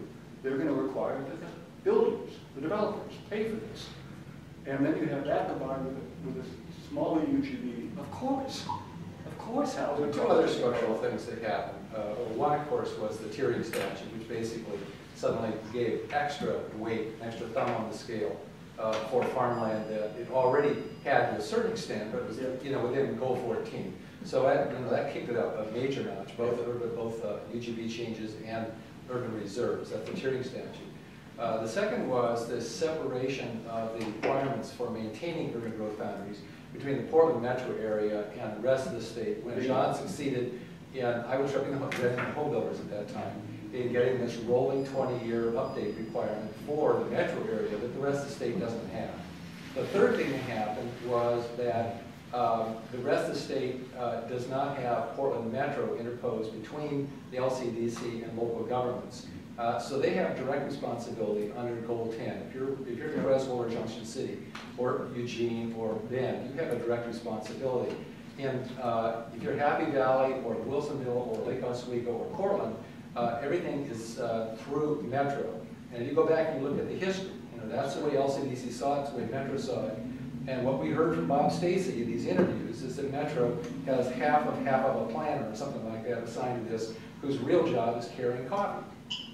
They just don't have, so what we have is a buffer up here. So structurally, we have two different states. We have They had Andy Coutinho, they had Dick Benner, they had a good staff. Benner was Council. in the council's office. But this is what his job was, and he tried. I mean, he did a few things on things like sub-area need and that kind of stuff. But as far as holding the local jurisdiction's feet to the fire, the way that it can happen elsewhere, you cannot do that. You can't do it as a private applicant. We just found out. My sense was that some of that was political because Metro was a voluntary association of those governments, 26 of them or whatever. Right. And you had, my sense as LCDC at the time was that Metro was nervous about forcing those cities to do. Oh, exactly. This is the big argument against regional government. They are a layer in that respect. That has been a real failure of regional government because they completely caved. And they basically make compliance with Goal 10 voluntary within. So we have 26 jurisdictions which are under the highest pressure, whose obligations are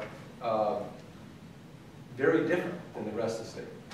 Al just got to my point, because I sat at the table at Metro for about 15 years next to whoever was the planning director.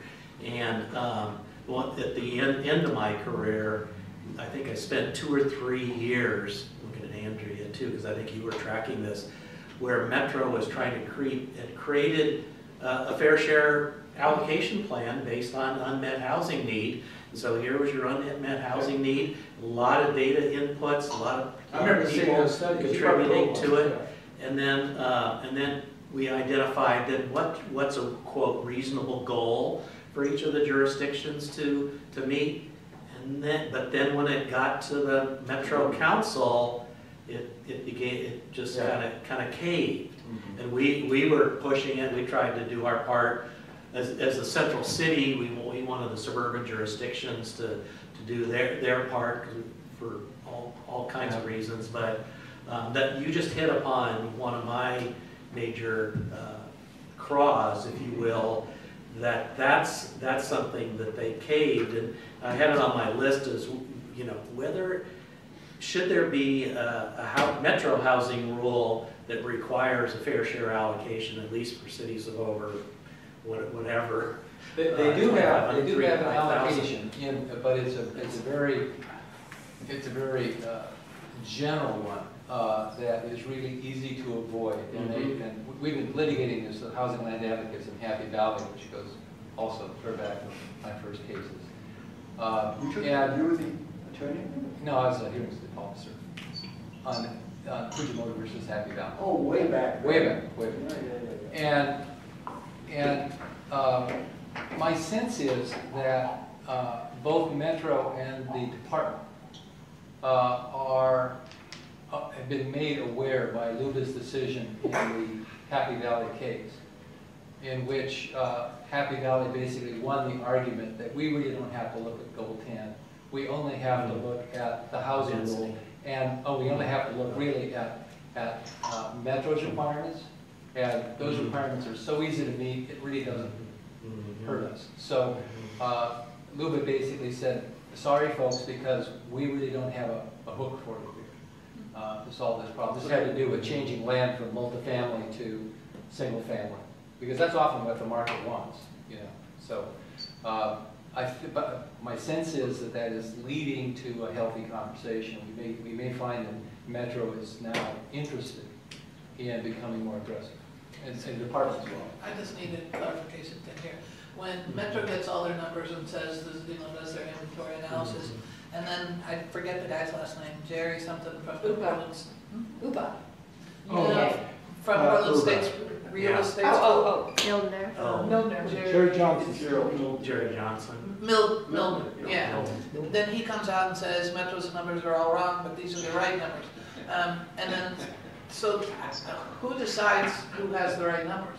I mean, everybody can call everybody a crackpot in this story, but I guess from a citizen standpoint, it's like, who do you believe? And we're not going to be experts like land use attorneys. It's possible they're both right, they just have different points of view. Half empty, half full kind of thing? Or? Well, no, I mean, I'm super familiar with how Metro determined that there was Oku land inside the urban growth boundary. And it's based on,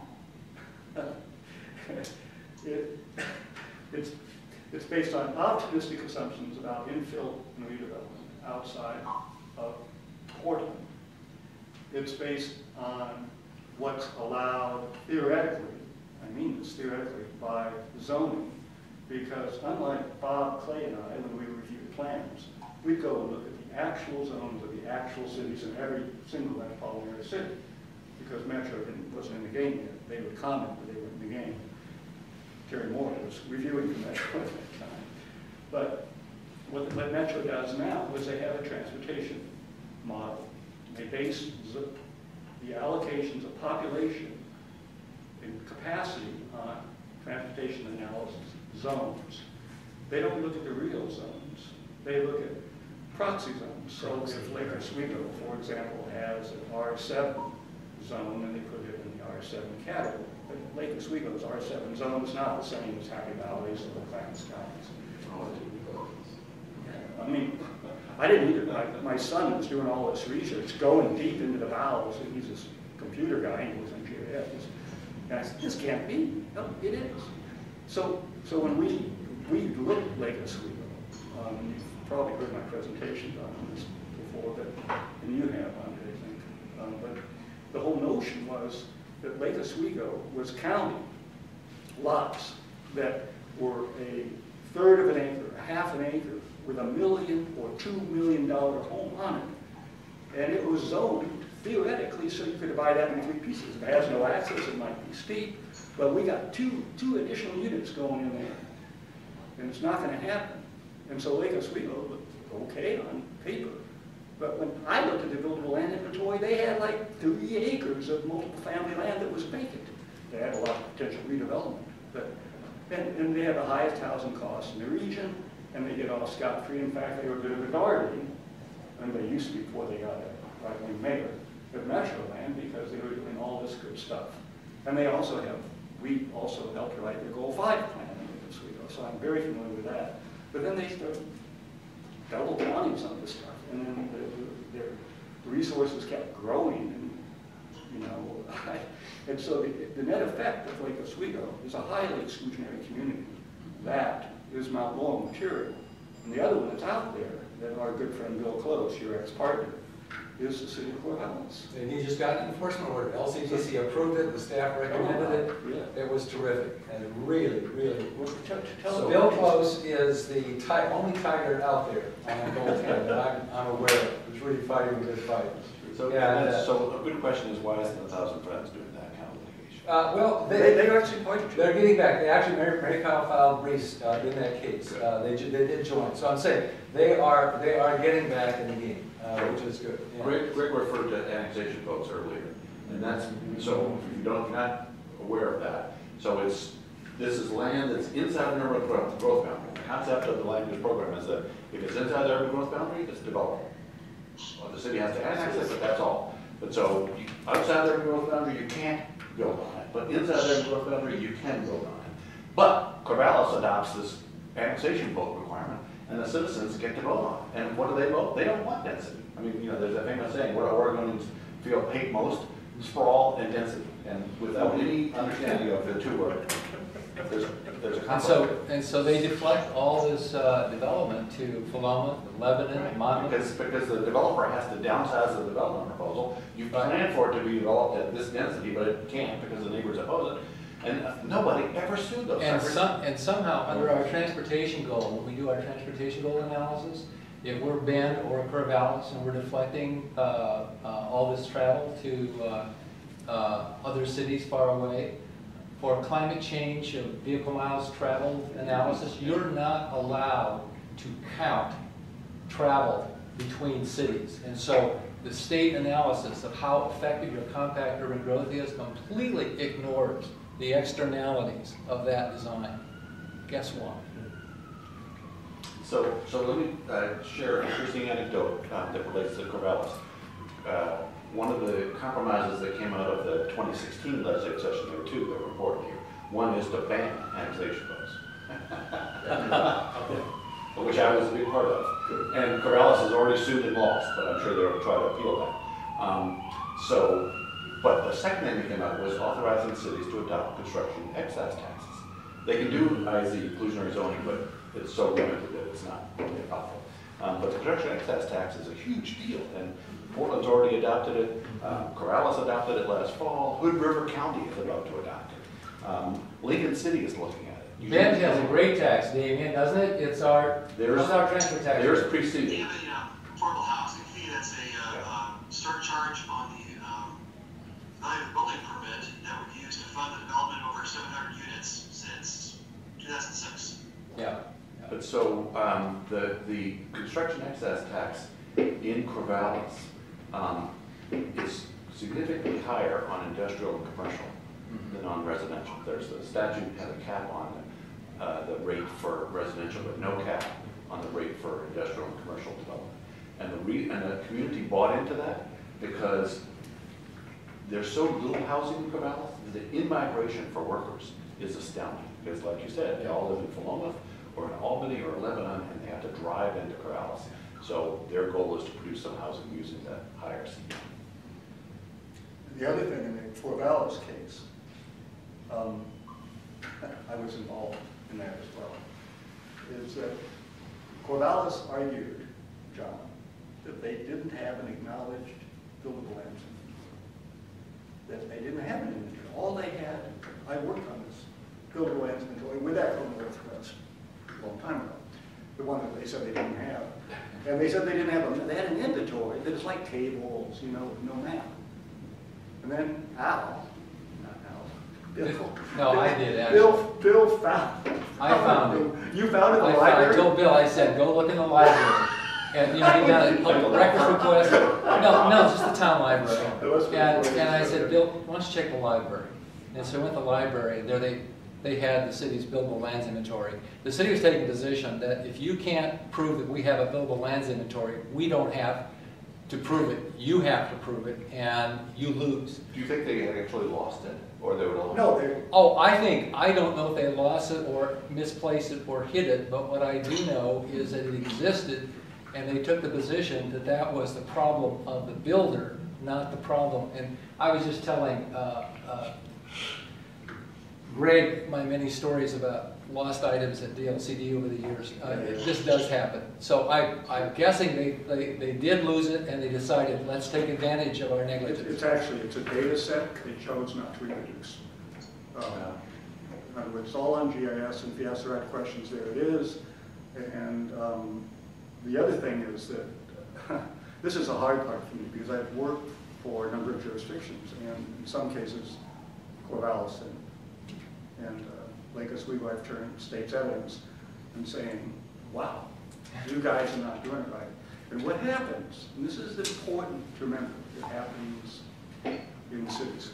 Leon Laptook, one of my favorites of all people, was the planner for Corvallis, the housing planner, when the Corvallis plan was acknowledged with the too big urban growth boundary that I was part of. Leon moved on to Washington County and was very effective there for years.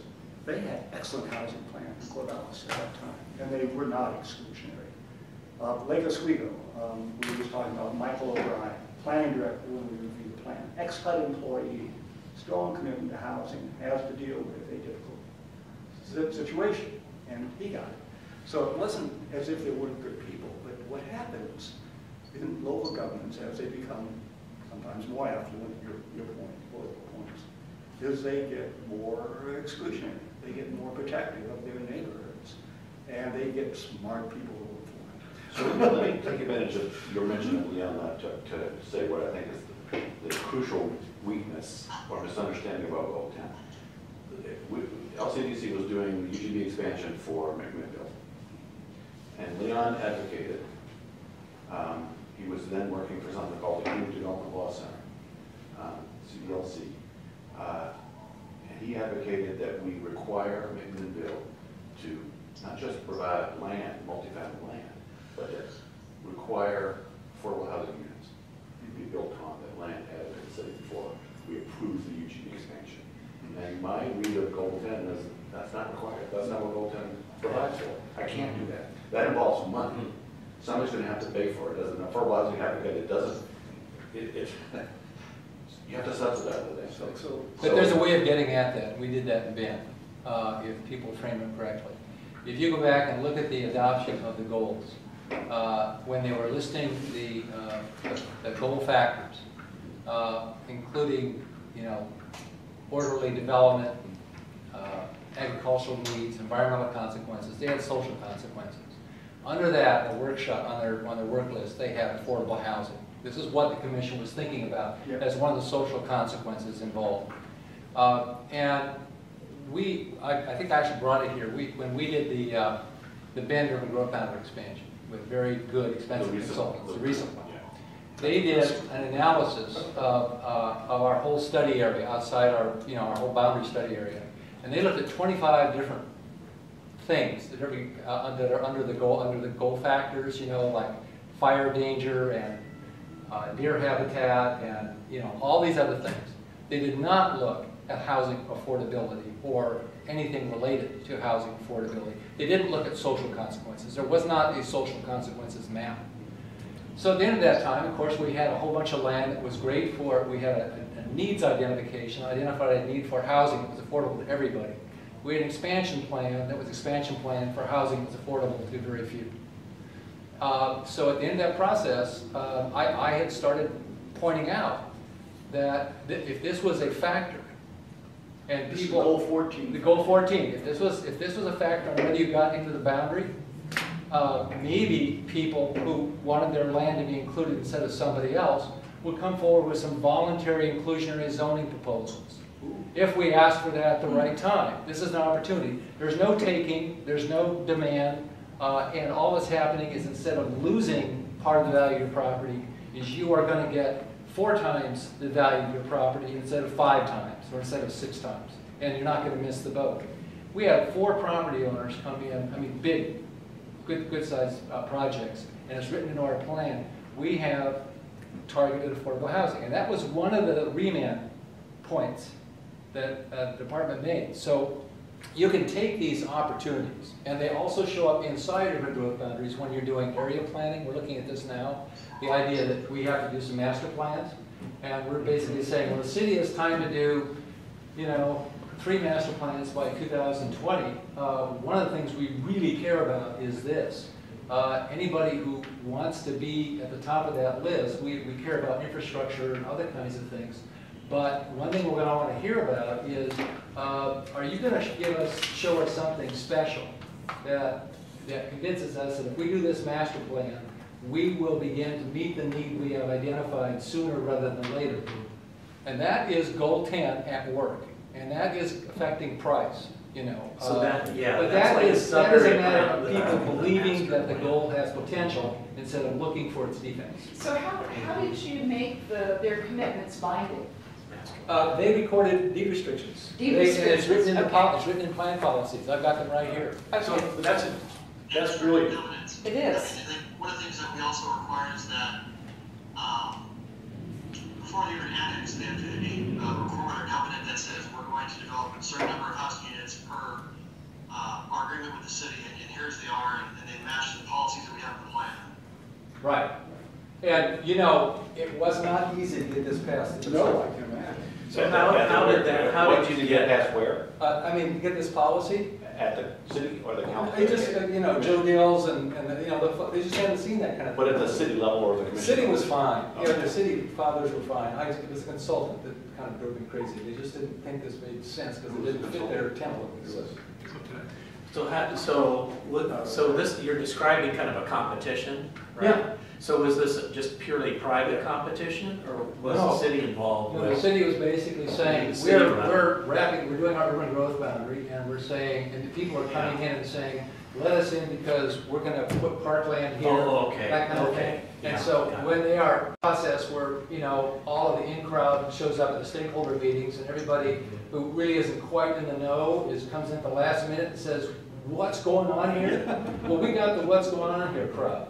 And we gave them a chance to get on the train in the end. So you've raised something about taking advantage of periods of time or moments in time through the planning process. Since in the last 45 years, we've had 5 major businesses. 1973, 82, 90, 9/11 associated in 2006, and then 9/11 and the boom post that in the 2006 the crash. And now we're in the, I guess, 7th business cycle. Has anything been done at the local level, at the state level, through the process to take advantage of different periods of the business cycle, using the business cycle as an opportunity to look at addressing Goal 10? Well, I advocated for that. City of Eugene picked up thousands of acres of platted lots during the savings and loan crisis. Those foreclosures, they had suggested that now you have a land bank. They did a tiny bit of that, but their main concern was getting a pile of money and not messing with They had the money. bankrupted those lots, probably. hadn't Hmm? they? Exactly. They had bankrupted, they'd used bonds Yeah. to pay for the infrastructure for those lots. That's right. And now they had to have revenue to pay those bonds off. Right. So they did have to. So they sold a lot more than they needed to do the debt service, you know. I mean, they got those lots back very, very cheaply. I'm just saying their priorities were not land bank. The other thing that happens is, you know, we bonded an awful lot of open space around the city, around the Portland metro area. That land is available for swapping, if they thought about it properly, you know. So there are lots of opportunities. You just have to know the tide's coming in and the tide's going out. Go ahead, Greg. what you're suggesting is something, one of my lists, I've got a list of gripes, I'll give it to you, but something that has to change since the Lake Oswego decision was written, I think, in 1981, and that got turned into administrative rules. Nothing has changed in Goal 10 since the administrative rule was written. First Division 7 that I wrote, and then Division 8 that Dale wrote. And so you still have, in the Portland region, 6, 8, and 10 units an acre, which, by the way, I think was one of the most effective rules of us in the suburbs ever, because if you meet this, you're done. And you could measure it. You could say how much buildable land you have by jurisdiction. That's where we took your Fujimoto decision on Happy Valley, turned it into an acknowledgement report, and Happy Valley toed the line. They had to, with Metro support. But 6-8-10 rule is now 30-some years old. You know, I was a young man when I wrote that. And it has not changed. But that's something the commission could do, I think, is take what Al did using Goal 14 in a highly creative manner. I thought of this, but I didn't know if I had a jurisdiction that would jump on it. You know, like what, it works for Goal 5, because you say, okay, protect the stream, you want in the UGB, oh, I'll protect the stream. Yeah. You can also work for Goal 10. Well, So so the rules let me don't take some credit for this idea, because Al floated it in my backyard, having dinner in 1983, I think. Now it seems everybody's having these. But Yeah, when I was so drunk, I don't remember, I have to take his word for it. But then, and your wife's response was, Al, that's a stupid idea.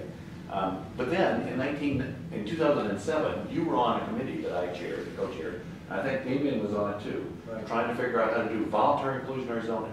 And the concept was, we were going to allow cities, 5 cities, to expand their UGBs on an expedited, easy basis, up to 50 acres or 100 acres, I can't remember, if some portion of the land were used for affordable housing, which is exactly what you're talking Same about. idea. And we produced a bill, and 1,000 Friends smashed it. We got a hearing, we couldn't get beyond the hearing because 1,000 Friends said no.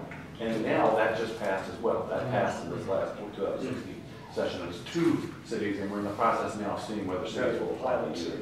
So we have about 13 minutes left, and I want to talk for a moment, or want you to talk for a moment about alliances.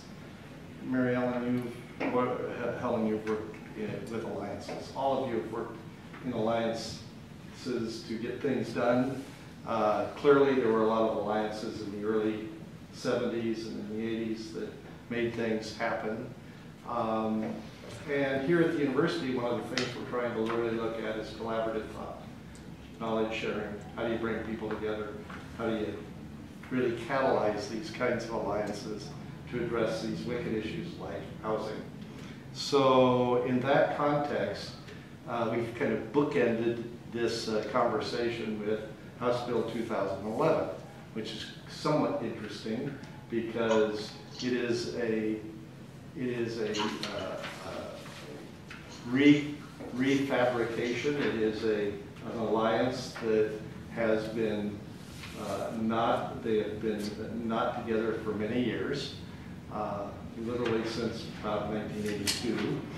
And that's 1,000 Friends and the Homebuilders, and they're both very strongly supporting House Bill 2007.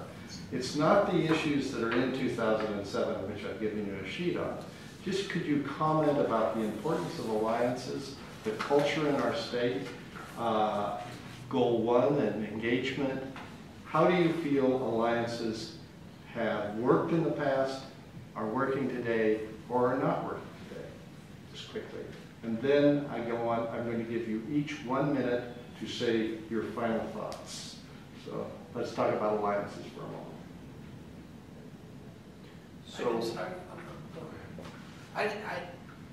One of the big successes that I think that I've experienced is being able to bring varied people to the table. One of the things that came out of the whole demo delay ordinances that neighbors talked about was lead and asbestos. No, it doesn't have anything to do with Goal 10, but I got 12 different city, state, and county agencies together to talk about their involvement with those, and many of those people at the table didn't know each other, but opposed each other, but after they found out they were all working on the same thing, they did well. I don't know that there's anybody that does that. The city, we all know, is renowned for silo kinds of thinking, thought, and you were part of that, but I think Bureau of Planning. So there's, with BDS, with now the new interim director, Rebecca Esau, she said, what do you want to do? What's your #1 priority? And I said, I want all the infrastructure bureaus to sit at the table at DRAC, because they were all reluctant to come because they got picked up. So we had our first meeting, they were happy, they had name cards, it was, a beautiful sight. Everybody got along. Yeah, so I think, from what I'm hearing is maybe people don't, and I said a little bit about this app, and about we need to get all the opinions in a room or you're never going to find an answer. So I don't know who does that on this scale, at this level, at the state, but it seems like PSU is positioned to be able to get those. I know Andy Katoon knows, and I have worked on a couple projects where he's found people and I've found people, and we've got them in a room and talked about things. But I think it's imminent for any kind of success or change or being able to move forward on affordable housing, because there's a fair housing council. There's lots of people that would, there's the Northeast coalition that's now, holy cow, I was right, what PDC is, Prosper Portland, or they came up with that name. Yeah, right. But so now it's Prosper Portland and a home for everyone. There's somebody in one of their interviews mentioned Rob Justice and the issues that he has with government regulations, and I've met with him, and he's talked with home builders, and they're not always friendly all the time. But I think you need to get that, and I think it's, from my standpoint of a citizen that lives in a neighborhood in North Portland, if you're ever going to do anything, all those people need to be able to talk and be reasonable, and there are reasonable people. One quick anecdote, I don't know if you know the name Robert McCullough, he's led the charge for a National Historic History. Very puffy, full of himself, I told him that to his face. But I got he and Jeff Fish to go to lunch together, and I got them to go to lunch together, but I didn't know if it was going to be a food fight or what was going to happen, and it turned out to be kumbaya. They golf together now and talk about things. So I think that's the level of alliance you need to go, not just people that all agree and nod our heads when we say things. So I have a lot of things to say about this. I don't know if there's enough time, but I spend most of my time in Salem these days, and so I'm observing advocates and legislators' reactions to the land use program, and I can't count the number of times in which I've advocated for something to do with the tenant rights, like rent control or no-cause evictions, or funding sources, and had conservatives say back to me, you know, the real problem is our land use program. That's the real problem. And if we just did away with urban growth boundaries, there would be cheap land and we'd have lots of affordable housing. Ontario is a great example. So then the other thing to say is there are only a couple of people in the capital who understand the land use program. In 1973, it was concepts, and concepts are fairly easy to understand. Now it's gotten so technical that nobody understands enough about the land use program to change it, except for Chandler and Maryhelen. And some people like you all, but you're not in Salem. You're not in Salem advocating. So the ones who are in Salem advocating are the only ones who know anything, really, are Maryhelen and Chandler. This 2007 bill, actually, the ideas, a lot of the ideas came from an effort when we did that effort back in 2007. Chandler's idea for allowing this was, well, let's make local governments show that they want to build affordable housing. Because they talk about the good game, but they don't do it. So in order for the city to do this idea of EGD expansion, the quick, easy one, you're going to have to do this laundry list of things. And so he and Maryhelen on a napkin produced a list of about 25 different ideas of things the local government ought to do to show it wants to do affordable housing. We did the big look. That was an LCDC idea, the department's idea in 2009, was to rethink the whole program. But instead, the conservatives captured that and they spent all of its time trying to understand whether the program was of any value and ought to be killed, instead of thinking about fixing it. So this process ought to be used with people like these people to figure out fixing the land use program, because it's close to broken in my view. Others? Well, That's also my closing. yeah, so. Your brief answer, I'm always good for 4 or 5 perorations, but just very briefly, I'd simply say that alliances have been absolutely key to everything we've done. My current thing right now is a coastal trail bill that's going through, and you just need you need to put a lot of people together to do any of these things. And my wife worked with Oregon Solutions for many years, and we just know lots of the crowd there, so I'm familiar with that process, and I just think it's essential. It's great that you're facilitating it. And I have one that's going to be down in Bannon, it's called the Bannon Donut Hole, where I think it's going to be a fascinating collaborative process dealing with affordable housing and the annexation problem and the danger that Bannon will burn down again if we don't do it. So I think we'll be able to put together a coalition. I think that's important to do. I want to respond to what John said a little bit. One thing is that my sense of the big look, first of all, was it was big screw-ups on both sides. And if you read the book Planning Paradise, you'll see where the designers of that went off the track. And a lot of people, when I talked to them when the things first started, they saw it as an opportunity to basically re-educate the masses rather than take a big look at anything they've done wrong. And the other thing is the polarity is not between no urban growth boundaries and urban growth boundaries. I think urban growth boundaries are kind of where Social Security is now. and they're accepted. The question for me is urban growth boundaries as they were contemplated by the founding mothers and fathers, and urban growth boundaries as they have been sphincterized over the years by bureaucracy. And if we can get back to, we can get our progressive, get some prunes in the system, I guess, we'll begin to solve the problem. So I'm a bit of a return to the basics kind of guy. Others? Okay, I think that Goal 10 still has a lot, as originally conceived, was good for what it was supposed to do, which was to limit local government's ability to be exclusionary. Right. That's all it was supposed to do. It says it's market-driven. It was based on an outlawal decision, least cost housing concepts.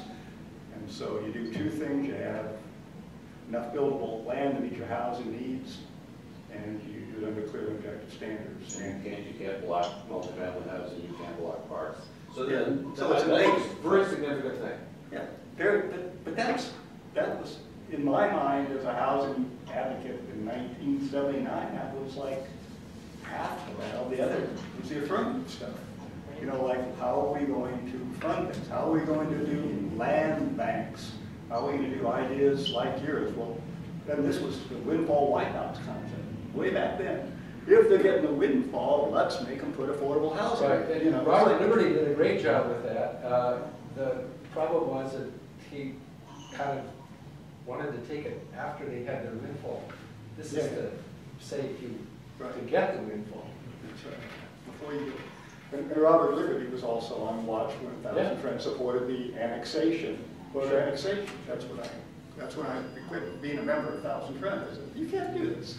That's traitorous stuff to do. I had another vacation. Yeah. So I think what we could do for Goal 10 is add an affirmative element to it, which is, I think, what John was always wanting to be able to do and never had the funding. And so when we expand UGBs, I agree with you, it should be a more objective, but if you've worked with the new streamlined administrative rule, it is not streamlined. It is more complex. It makes things more All it does is streamline the housing part out. It doesn't streamline the protection of the urban growth, the farmland. It just throws out the kind of... I'm working on a UGB amendment now, and I look at that and I think, boy, this has some real sleepers in it, doesn't it? Okay, so we have to really reform the concept of UGB amendments, have better monitoring of the system so we know in some standardized way to look at buildable land, because it's made up in different ways all across the state. Kerry Moore's idea back in 1975 or so, don't we need to monitor things? And I think you could write into UGB rules that you must earmark land for affordable housing, and only people who are willing to play the game can come in. And I think that could be done So I'm curious about whether that works in non-boom towns. So clearly, Bend, you could build and sell anything for any amount of money in Bend. The growth is astounding. That's right. But does that work in Lebanon? Sweet, I don't know. And politically, people don't like it. I mean, I floated the ideas, but in Woodburn, it wasn't like a popular notion. I mean, that's not where they were at. So I think you could enforce the rules we have, and then do a deep blink and say, well, let's look at what we can affirmatively do for administrative rule. And some of that is in the new legislation. And get serious about it. And I just don't buy the notion that going up means affordability. It just doesn't seem to work that way. And then I would ask the third question is, if we want affordable housing, can we get real about how much infrastructural support we need for that? And that would mean going back and say, maybe, just maybe, the way Washington County can be awfully vital. Why? Because they had a subdivision at the end, a mile away from another subdivision on a long, skinny road inside the UGB. But that stuff was pretty cheap. And eventually, it was retrofitted. The other concept is build a small house, it can become a big house. You don't have it all come at once. And that's part of the market thing, it's part of the home builders thing, it's part of the way lending works. But those things I think could be changed. That's my. I really like what Maryhelen said about alliances and bringing people together from different perspectives, because then you have at least some opportunity to get to yes and reach agreement. How that's done, I think, is really important, and doing it earlier rather than later is absolutely critical. I know from my role in the city, we had our own set of objectives, which was to see infill and redevelopment. That helped the city, helped the transportation network, etc. We would try to align ourselves with other what we thought were more progressive suburban communities, or older communities, Gresham, Hillsborough, and try to work together with them to achieve some of our selfish goals. So that was one example within the metro area where we were working. The sense of it I had at the state level, though, where a lot of the alliances have broken down. I mean, we used to have a strong relationship with League of Oregon Cities. Speaking out of school a little bit, we would call them the League of Small Cities, because they frankly didn't always represent our interests, and occasionally we get thrown a bone. But so I just saw, probably the last 10 or 15 years of my career in the legislature anyway, that alliances were out of whack, that they weren't always working. And we would spend most of our time stopping legislation at the legislative level, since 98% of the bills were bad bills because they were single constituent, where somebody wanted to go down and fix something because they lost. And so we would have to go explain and generate a lot of time and energy trying to play a lot of defense there. I think that I was optimistic about inclusionary zoning provisions. I think it's still really early, and I think there's a lot of work that could be done there trying to refine that. I know some of the builders, look askance at that a little bit. The city does it. We did it in the Pearl District. We do it in South Waterfront, and elsewhere in the Conway property, Freightliner, where we have a master plan. And then we can say, here's our contribution, property owners. We're going to fix all the infrastructure there and the sidewalks and everything. So it's a master plan, urban renewal light, if you will, where the city's made commitments to the infrastructure. And then we say, okay, and as part of that, we want so much affordable housing to go in. And Andree's point about if you go down to the Pearl District, you can't tell which ones are the affordable housing subsidized developments unless you're looking really, really closely, because even those have small little balconies on them and the like. So the dilemma was that the property owners, of course, wanted to do the higher end stuff first, right? Always heard that. And then so that some of us, we'd have to be fighting to get the affordable housing, because once you got the higher income in, they would kind of look askance. Really, was that going to be housing for veterans? Really affordable? Who are these people now, and what's that all about? Is it going to be this quality, as what I've already got? So anyway, I see maybe an opportunity there with the inclusionary zoning piece. I was really disappointed when the home builders community and others squelched that as an opportunity. I think they were afraid that it was going to get out of hand. So anyway, those I'm as critical as my colleagues as I am of other groups. I can't help it. So it's the reason why I raised this as the last issue as it relates to alliances. And we've run out of time, but I will share with you, I'm trying to write a book. I don't know if I'll ever get it done. It's just everybody's right, everybody's wrong. The challenge of finding common ground. And obviously I'm very interested in Goal 10, as is this university, and as all of you are. So I'm going to leave you with Jim? 2 requests. Yes. Sorry. Andree has a. Oh, did on And also, Damian. Damian. both? I want you to say if you, yes, please. Yeah. Damian, please. Your closing comments. Oh, thank you. When it comes to goal 10, I would like us to think broadly about how we measure success beyond density, because it often gets focused on complying with goal 10 and making sure there's enough units per acre. And when we do that, we're not looking at types of housing, we're not looking at households' ability to pay, we're not looking at whether there are households that require assistance from the community in terms of just affordable housing. So that's it. Andree. 2 quick things. I agree with what Greg's analysis of what Goal 10 actually does, which is prevent the worst possible things from happening, but it is an affirmative. And I like the way that you captured that the path forward is thinking about affirmatively what we can do.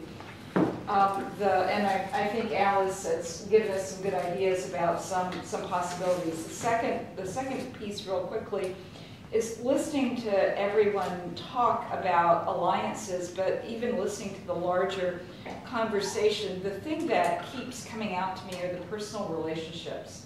Things happen because people talk to each other, work to each other, went to school together, mentored each other, took care of each other, got people to sit down at a table together, all those different things. And I think that that's exactly right. I think that the challenge for us is to set a bigger table as our community becomes more diverse, and to think proactively about creating those relationships so that the alliances that we build in the future are built on a multicultural, vibrant perspective that'll take us into the next decades. Can I say one quick Yes. thing? With the alliances thing, because I haven't spoken about that, but, and I don't know how it works. You said your wife worked for Oregon Solutions. One of the most successful committees I've been on in the last 6 years is Oregon Solutions doing the levy ready in Columbia. So if there's any way to advocate for Sure, that. they did a great job. Pardon me? They did a great job with that. Yeah, so they continue to do it, and it's all about money, and they're getting people to get along. So I would like to suggest that that be explored. And the other thing that we haven't touched on is historic resource inventory, because there's a lot of options there to create affordable housing, and there's a lot of barriers in the way of doing that. So if we could establish or funding sources, so everybody said money was an issue, and also the idea that we can get a real available landing survey, like you were saying. And one quick Richmond neighborhood comp plan said they can build 3,000 houses there. There isn't anywhere near 3,000 places to build those kinds of residential, but they determined it was. And so that's why I was asking a question about statistics. But so, and the other piece is we keep talking about all the wonderful work that you did in the 70s and 80s and 90s. Can we identify who's doing that now, or is everybody doing a bad job now? I mean, that was kind of my thought in hearing this. There's got to be somebody that's progressive. People might be working with them. Well, but there's I think housing if we can land bring, benefits. yeah. So there is one organization, it's just started up again. Yeah, so I'm just thinking that there's maybe somebody in DPS now that's can be cut loose. There's new energy at city council to find ways to do this. So I don't twirl in those circles too much, but I think that Twirl. yeah. So well, twirl is a good word because that's what you tend to do. But identify who those people are that you think are bright and stars. Bring them to the table too. If I could just say one thing. It may have come across that I was extolling the virtues of the old white men sitting at the table. My point was more that it was structural, that there were opportunities then for individuals with commitment to do things that are not as readily you don't have the same opportunities now, because things have gotten so much more complex. And to your thing, I would add, one thing that we have in those days was trust. Yes. So I knew that if I told Mark Greenfield something, Clay something, it was between us. It would never be used against me. And people in politics fear that a lot more than they used to. Can I just add my last little bit, since we're all adding nice little bits, and that is that there is a master's thesis done here at PSU by Karen Zachary, which is a history of Senate Bill 100. I have a copy of it if you can't find one in your files. It is a history of collaboration. It has a lot more diversity of gender than this table does. There were a lot of women involved in the creation of Senate Bill 100. There was even more of that kind of diversity in the creation of the goals during that year. And someone here needs to put into a thesis or a book something for the period, the one-year period of goal adoption that is like what Karen Zachary did for the adoption of Senate Bill 100. There isn't yet that. The materials are all there. It's a great project. So is that the paper you're going to edit over? Thank you very much. Really thank you to all of you. First of all, I want to give you a little, just a quick analogy or story. I was honored to serve on the U.S. delegation to the UN, Henry Cisneros, and spent time in Nairobi and in Istanbul on that project. And Henry talked to all of us as he was challenging the delegation. He said, you all are now we've injected into your arms something so that we can tap into your system. And it is, we've injected hepatitis. And the issue here is that you all bring something to this table. And there are more of you. And we need you here at the university. We want to continue to draw on your expertise, your knowledge, your perspective, because it is the aggregation of all of that that makes us have the opportunity to change our state and make it a better place for all our citizens. So in my role here, that's kind of my charge, if you will, and I want to be able to draw on you in that capacity. And in the fall, we will be doing something in addition that you had staged in the comments and ideas. So please don't stop writing, either side or myself, as it relates to ideas that come up during the summer as we develop a plan for the fall. And I will leave you with a poem of my favorite author, Lewis Carroll. And it is Tweedledum and Tweedledee agreed to have a battle. For Tweedledum, said Tweedledee, you spoiled my nice new rattle. Just down then flew a monstrous crow, his black a taro barrow, that frightened both the heroes so, they quite forgot their quarrel. What alliances are is truly about trust, and the black crows are not intended to bring us together as they have historically. If you think over periods of time in history, it's the time to come together. We have this great challenge called housing. All of you are very committed to it, even in retirement or in your prospective roles today. And it is an important legacy to leave to our citizens as we continue to work to find a better way. So it's synthesizing our knowledge. It's not the lack of knowledge. It's learning from each other and synthesizing it in such a way that we can build an alliance to create a different dialogue. That's what this is about, and that we're going to continue on, and I thank you for your help thus far. Well, thank you all. We should do this more often. I think it's a chance.